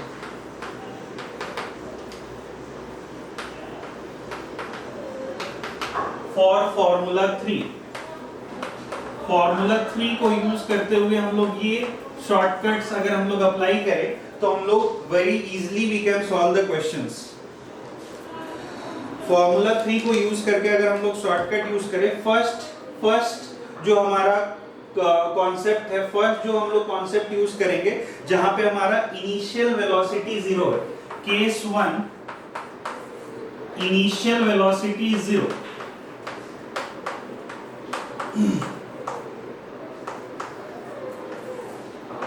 अब यहाँ पे मैं स्लाइड में लिख लेता हूँ फॉर्मूला 3 क्या क्या था हमारा फॉर्मूला था v is equal to u plus a t. Formula 3 हम लोग लिख रहे हैं v equal to u plus a t, x is equal to u t plus half a t square, और v square is equal to u square plus 2a।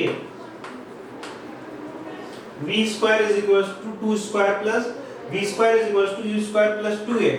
अगर initial velocity 0 है, इस case में इनिशियल वेलोसिटी 0 है, means u 0 है, तो क्या हो जाएगा फॉर्मूला, हमारा फॉर्मूला हो जाएगा v equals to at। v equals to at हो गया। और अगर हम लोग वेलोसिटी इस फॉर्मूले में रखेंगे, अगर u 0 है तो हमारा वेलोसिटी v क्या लिख सकते हैं, v is equals to under root 2ax। ये फॉर वेलोसिटी है, for finding velocity. Same formula अगर u इक्वल्स टू 0 पुट करें तो हम लोग टाइम को क्या लिख सकते हैं, टाइम को हम लोग लिख सकते हैं, या फिर x पोजीशन को देखते हैं पहले क्या लिख सकते हैं। यहाँ पे u 0 पुट किए तो फॉर्मूला 2x इक्वल्स टू क्या हो जाएगा, x equals to u 0 put किए, इसमें u 0 पुट किए तो ये 0 हो जाएगा, x equals to half at square, यहाँ स्क्वायर है तो x equals to half at square आ गया। और इस फॉर्मूले में अगर पुट करें अगेन तो x क्या आएगा, x हम लोग लिख सकते हैं x is equals to v square by 2a। ये x आ जाएगा v स्क्वायर बाई 2a। ये आ गया फॉर। तो हमें क्वेश्चन में अगर वेलोसिटी निकालना है तो हम डायरेक्टली, अगर हमें दिया हुआ है इनिशियल वेलोसिटी 0 है तो डायरेक्टली हम ये फॉर्मूला यूज करेंगे, हमें इजीली ये आ जाएगा। अभी बच्चों को समझ नहीं आ रहा होगा, अभी जब मैं क्वेश्चन यूज करूंगा तो उसमें क्लैरिटी समझ में आएगा कि कैसे ये हमारा स्टेप्स जो है वो 2-4 मिनट, ये फॉर्मूला अगर हमें ध्यान रहता तो 2-4 मिनट हमारा एग्जाम में सेव हो सकता है। और 2-4 मिनट सेव करना मतलब हम एग्जाम में 2-4 क्वेश्चन अहेड रहेंगे अदर स्टूडेंट्स। फॉर डिस्प्लेसमेंट और थर्ड, अगर हम टाइम की बात करें फॉर टाइम, तो टाइम के लिए यही फॉर्मूला क्या हो जाएगा, टाइम t इक्वल्स टू हो जाएगा v बाई a। और टाइम यहां से भी निकाल सकते हैं, तो यहां से अगर टाइम निकालेंगे तो टाइम हो जाएगा t is equals to 2x। इस फॉर्मूले से टाइम निकालेंगे तो क्या हो जाएगा, t इक्वल्स टू यहां से 2x by a under root,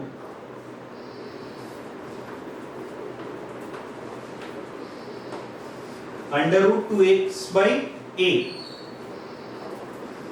ये हमारा टाइम का इक्वेशन हो गया। तो अगर हमें क्वेश्चन में वेलोसिटी निकालना है, हम डायरेक्टली इनिशियल वेलोसिटी u 0 है, ये हमारा एक शॉर्टकट फॉर्मूला हो गया। और इसको हम लोग मेंशन करेंगे एज फॉर्मूला 4। ये जो सारा शॉर्टकट है इसको हम लोग फॉर्मूला 4 मेंशन करेंगे। अब एक इंटरेस्टिंग थिंग यहाँ पे ये है कि अगर हमारा फाइनल वेलोसिटी 0 होता है, अगर हमारा फाइनल वेलोसिटी 0 होता है, केस 2 फाइनल वेलोसिटी 0,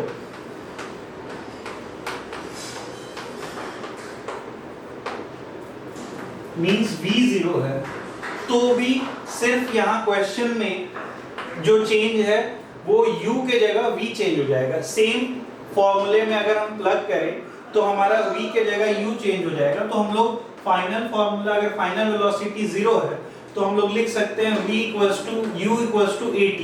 क्योंकि हमारा v 0 हो गया, u equals to under root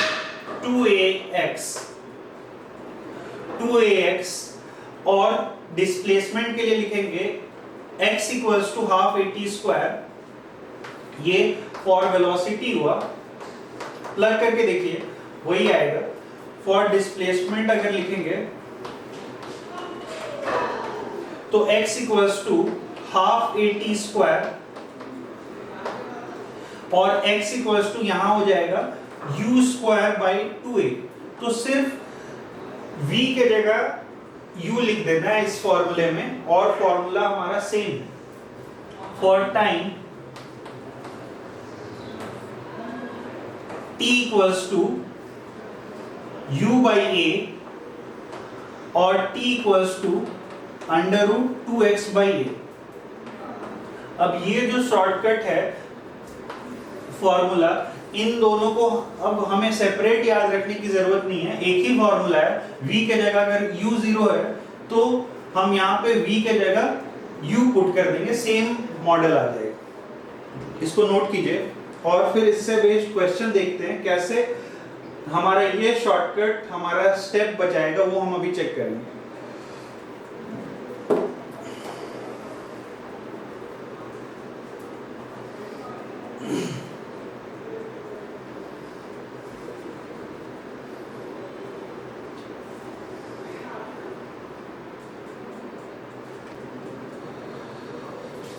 अब हम लोग देखते हैं question based on the formula 3 and formula 4, दोनों ये दोनों फॉर्मूले से बनेंगे, लेकिन हमने जैसे डिस्कस किया था कि फॉर्मूला 4 से हम लोग वही क्वेश्चन सॉल्व कर सकते हैं और बहुत इजीली 2 लाइन स्टेप में सॉल्व कर सकते हैं। तो एक बस दिया हुआ है, एक बस है which is moving with initial velocity 40 metre per second, और ब्रेकिंग एक्सेलरेशन दिया हुआ है 4 मीटर पर सेकेंड, ब्रेक लगा है उसको 4 मीटर पर सेकेंड स्क्वायर से, और फाइनली बस जो है ये कहीं जाके स्टॉप हो गया फाइनल।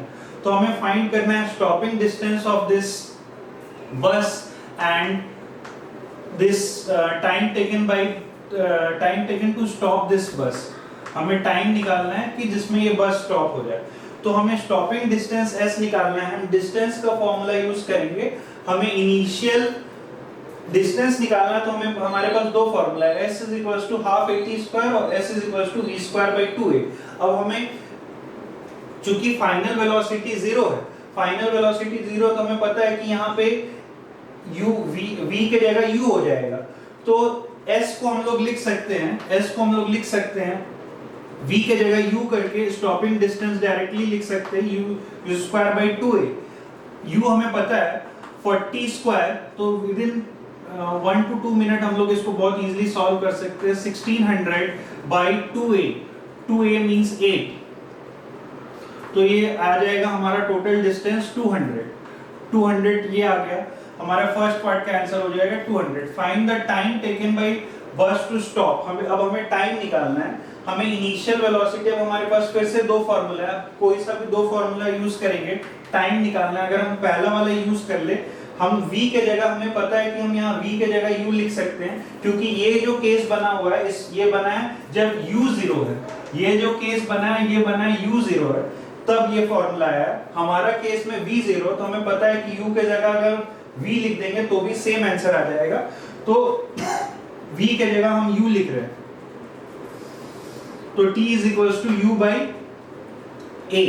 अब u हमें पता है 40 बाई a, तो हमारा आंसर आ गया 5 सेकेंड। तो देखिए हमने स्टेप्स हमने बहुत इजीली, सीधे हमें डायरेक्ट समझ में आ रहा है कि क्या हमारा शॉर्टकट से कितना स्टेप बच गया। अब सेकंड क्वेश्चन है, एक बॉय है वो थ्रो करता है ball upward with 20 metre per second. You have to find the maximum height attained by the ball and the time of the flight. Time of the flight, कितने देर ये ऊपर जाके नीचे आई है, टोटल टाइम ऑफ फ्लाइट निकालना है। अब जो ऊपर जाने का टाइम होता है इसको टाइम ऑफ असेंट बोलते हैं, और जो नीचे आता है उसको टाइम ऑफ डिसेंट बोलते हैं। टाइम ऑफ फ्लाइट जो होता है time of ascent plus time of descent होता है। तो इस केस में हमारा v0 है, v0 का केस है, तो v0 के केस में हमें मैक्सिमम हाइट अगेन s निकालना है। तो s का हमें अगर हम यूज करें फॉर्मूला, तो हमें u पता है और a पता है, तो हम ये वाला फॉर्मूला यूज कर लेंगे, u स्क्वायर बाई 2a। अगर हम यूज किया formula u square by 2a तो यहाँ पे देखेंगे कि 400 बाई 2a 20 और आंसर आ गया हमारा 20। 400 बाई 20 जो आ जाएगा ये हमारा आंसर आ जाएगा 20 मीटर। टाइम ऑफ फ्लाइट अगर हम निकालें t के लिए फिर से हम फॉर्मूला यूज कर सकते हैं v बाई a। ये टाइम ऑफ एसेंट निकलेगा, सिर्फ ऊपर जाने का टाइम। तो यहां से हम यूज करेंगे formula u by a, t equals to u by a। यहाँ पे v बाई a है क्योंकि u 0 है। अगर v 0 होगा तो यहाँ पे फॉर्मूला हो जाएगा t equals to u by a। तो टाइम ऑफ फॉर्मूला इसका यूज करेंगे t equals to u by a। तो t equals to u by a जब यूज किए तो हमारा फॉर्मूला आ गया, u दिया हुआ है 20 डिवाइडेड बाई, तो ये 2 सेकंड आ गया। तो 2 सेकंड ऊपर जाने का टाइम, 2 सेकंड नीचे आने का टाइम, तो टोटल टाइम जो हो जाएगा, total time t equals to हो जाएगा 2t और ये हो जाएगा आंसर 4 सेकंड। तो विद इन हम लोग सेकंड्स क्वेश्चन सॉल्व कर ले रहे हैं। अब हम देखते हैं ये थर्ड क्वेश्चन। एक टावर से एक बॉय है, वो 20 मीटर पर सेकंड से बॉल ऊपर फेंक रहा है। Find the time taken to hit the ground. अब हमें टाइम निकालना है, कितना टाइम लगेगा उसको बॉल को ग्राउंड हिट करने में। तो फिर से फाइनल वेलोसिटी 0 है, फाइनल वेलोसिटी अगेन 0 है। तो जब फाइनल वेलोसिटी 0 है तो हमें टाइम निकालना है टू हिट द ग्राउंड। तो ऊपर जाने का टाइम एक निकलेगा, फिर नीचे आने का टाइम निकलेगा। वो टोटल टाइम को जब ऐड करेंगे तो वो टाइम निकलेगा to hit the ground. Similarly find the velocity of the ball at the ground. जब वो हिट करेगा तो उस किस वेलोसिटी से हिट करेगा ये हमें निकालना है। इसको नोट कीजिए। फिर से फॉर्मूला यूज करते हैं।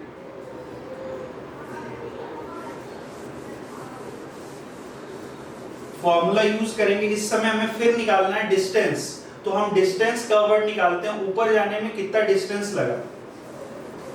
ऊपर जाने में पहले हम निकालते हैं कितना डिस्टेंस कवर हुआ है। तो s का फॉर्मूला यूज करेंगे, अगेन v 0 है तो u स्क्वायर बाई 2a।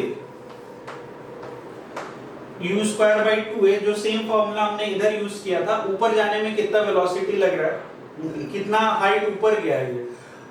तो ऊपर जाने का हाइट इसका u square by 2a 400 divided by 2 into 10। जब acceleration due to gravity add करता है तो g हम लोग ले रहे हैं 10। अगर स्पेसिफाई किया हुआ है तो हम लोग इसको 9.8 भी ले सकते हैं। जब कुछ नहीं स्पेसिफाइड है तो हम लोग 10 लेके कर रहे हैं सॉल्व। तो यहां से आ गया हमारा 20 और ये u स्क्वायर बाई 2a। तो ये आ जाएगा टोटल 20। तो 20 मीटर ये ऊपर गया। अब 20 मीटर ये ऊपर गया।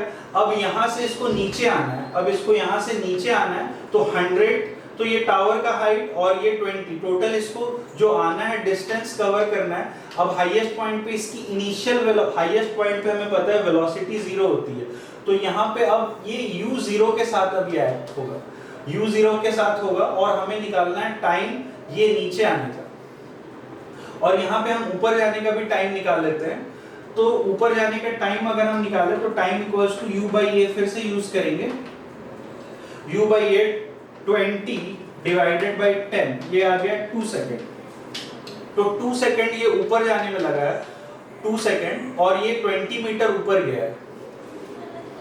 ये 20 मीटर ऊपर गया है और 2 सेकेंड इसको लगा है। अब इसको नीचे आना है। अब इसको नीचे आना है तो नीचे जो आना है इसमें हम यूज करेंगे फॉर्मूला। हमें टाइम निकालना है, यहां से 120 मीटर इसको नीचे आना है और u 0 है। तो टाइम का हम सेकंड फॉर्मूला यूज करेंगे। टाइम का सेकंड फॉर्मूला क्या है, 2s बाई a। और यहाँ पे हमें टोटल जो s लेना है वो 120 लेना है। तो 2 इंटू 120 डिवाइडेड बाई g10, तो अंडर रूट 24 आया ये। तो टोटल जो टाइम हो जाएगा वो टोटल टाइम ये t1 और ये t2 का ऐड हो जाएगा, टोटल टाइम जो हो जाएगा वो t1 प्लस t2 हो जाएगा, क्योंकि ऊपर जाने में जितना टाइम लगा और नीचे आने में जितना टाइम लगा, तो ये हो जाएगा 2 प्लस √24 इज द आंसर। तो ये टोटल टाइम लगा इसको हिट करने में ग्राउंड कितना लगा है। अब सिमिलरली हम यहाँ से velocity of the ball at the ground निकाल सकते हैं। वेलोसिटी ऑफ द बॉल जब ये हिट किया तो फिर से वेलोसिटी का फॉर्मूला यूज करके हम वेलोसिटी निकाल सकते हैं। वेलोसिटी का फॉर्मूला यूज करके हम वेलोसिटी यहाँ से निकाल सकते हैं। Velocity of the ball at hit the ground, जब यहाँ से यहाँ आया टोटल डिस्टेंस हमें पता है, टोटल डिस्टेंस 120 है, तो s का फॉर्मूला लगा के हम यहाँ से टोटल डिस्टेंस यूज कर सकते हैं। तो ये देखें हमने स्टेप्स कितने जल्दी सारे, जो फॉर्मूला बेस्ड शॉर्टकट मेथड हमने जो यूज किया है, तो कैसे इजीली वन लाइनर हमें सारा आंसर आ रहा है। इसको नोट कीजिए, यहीं पे स्टॉप करते हैं।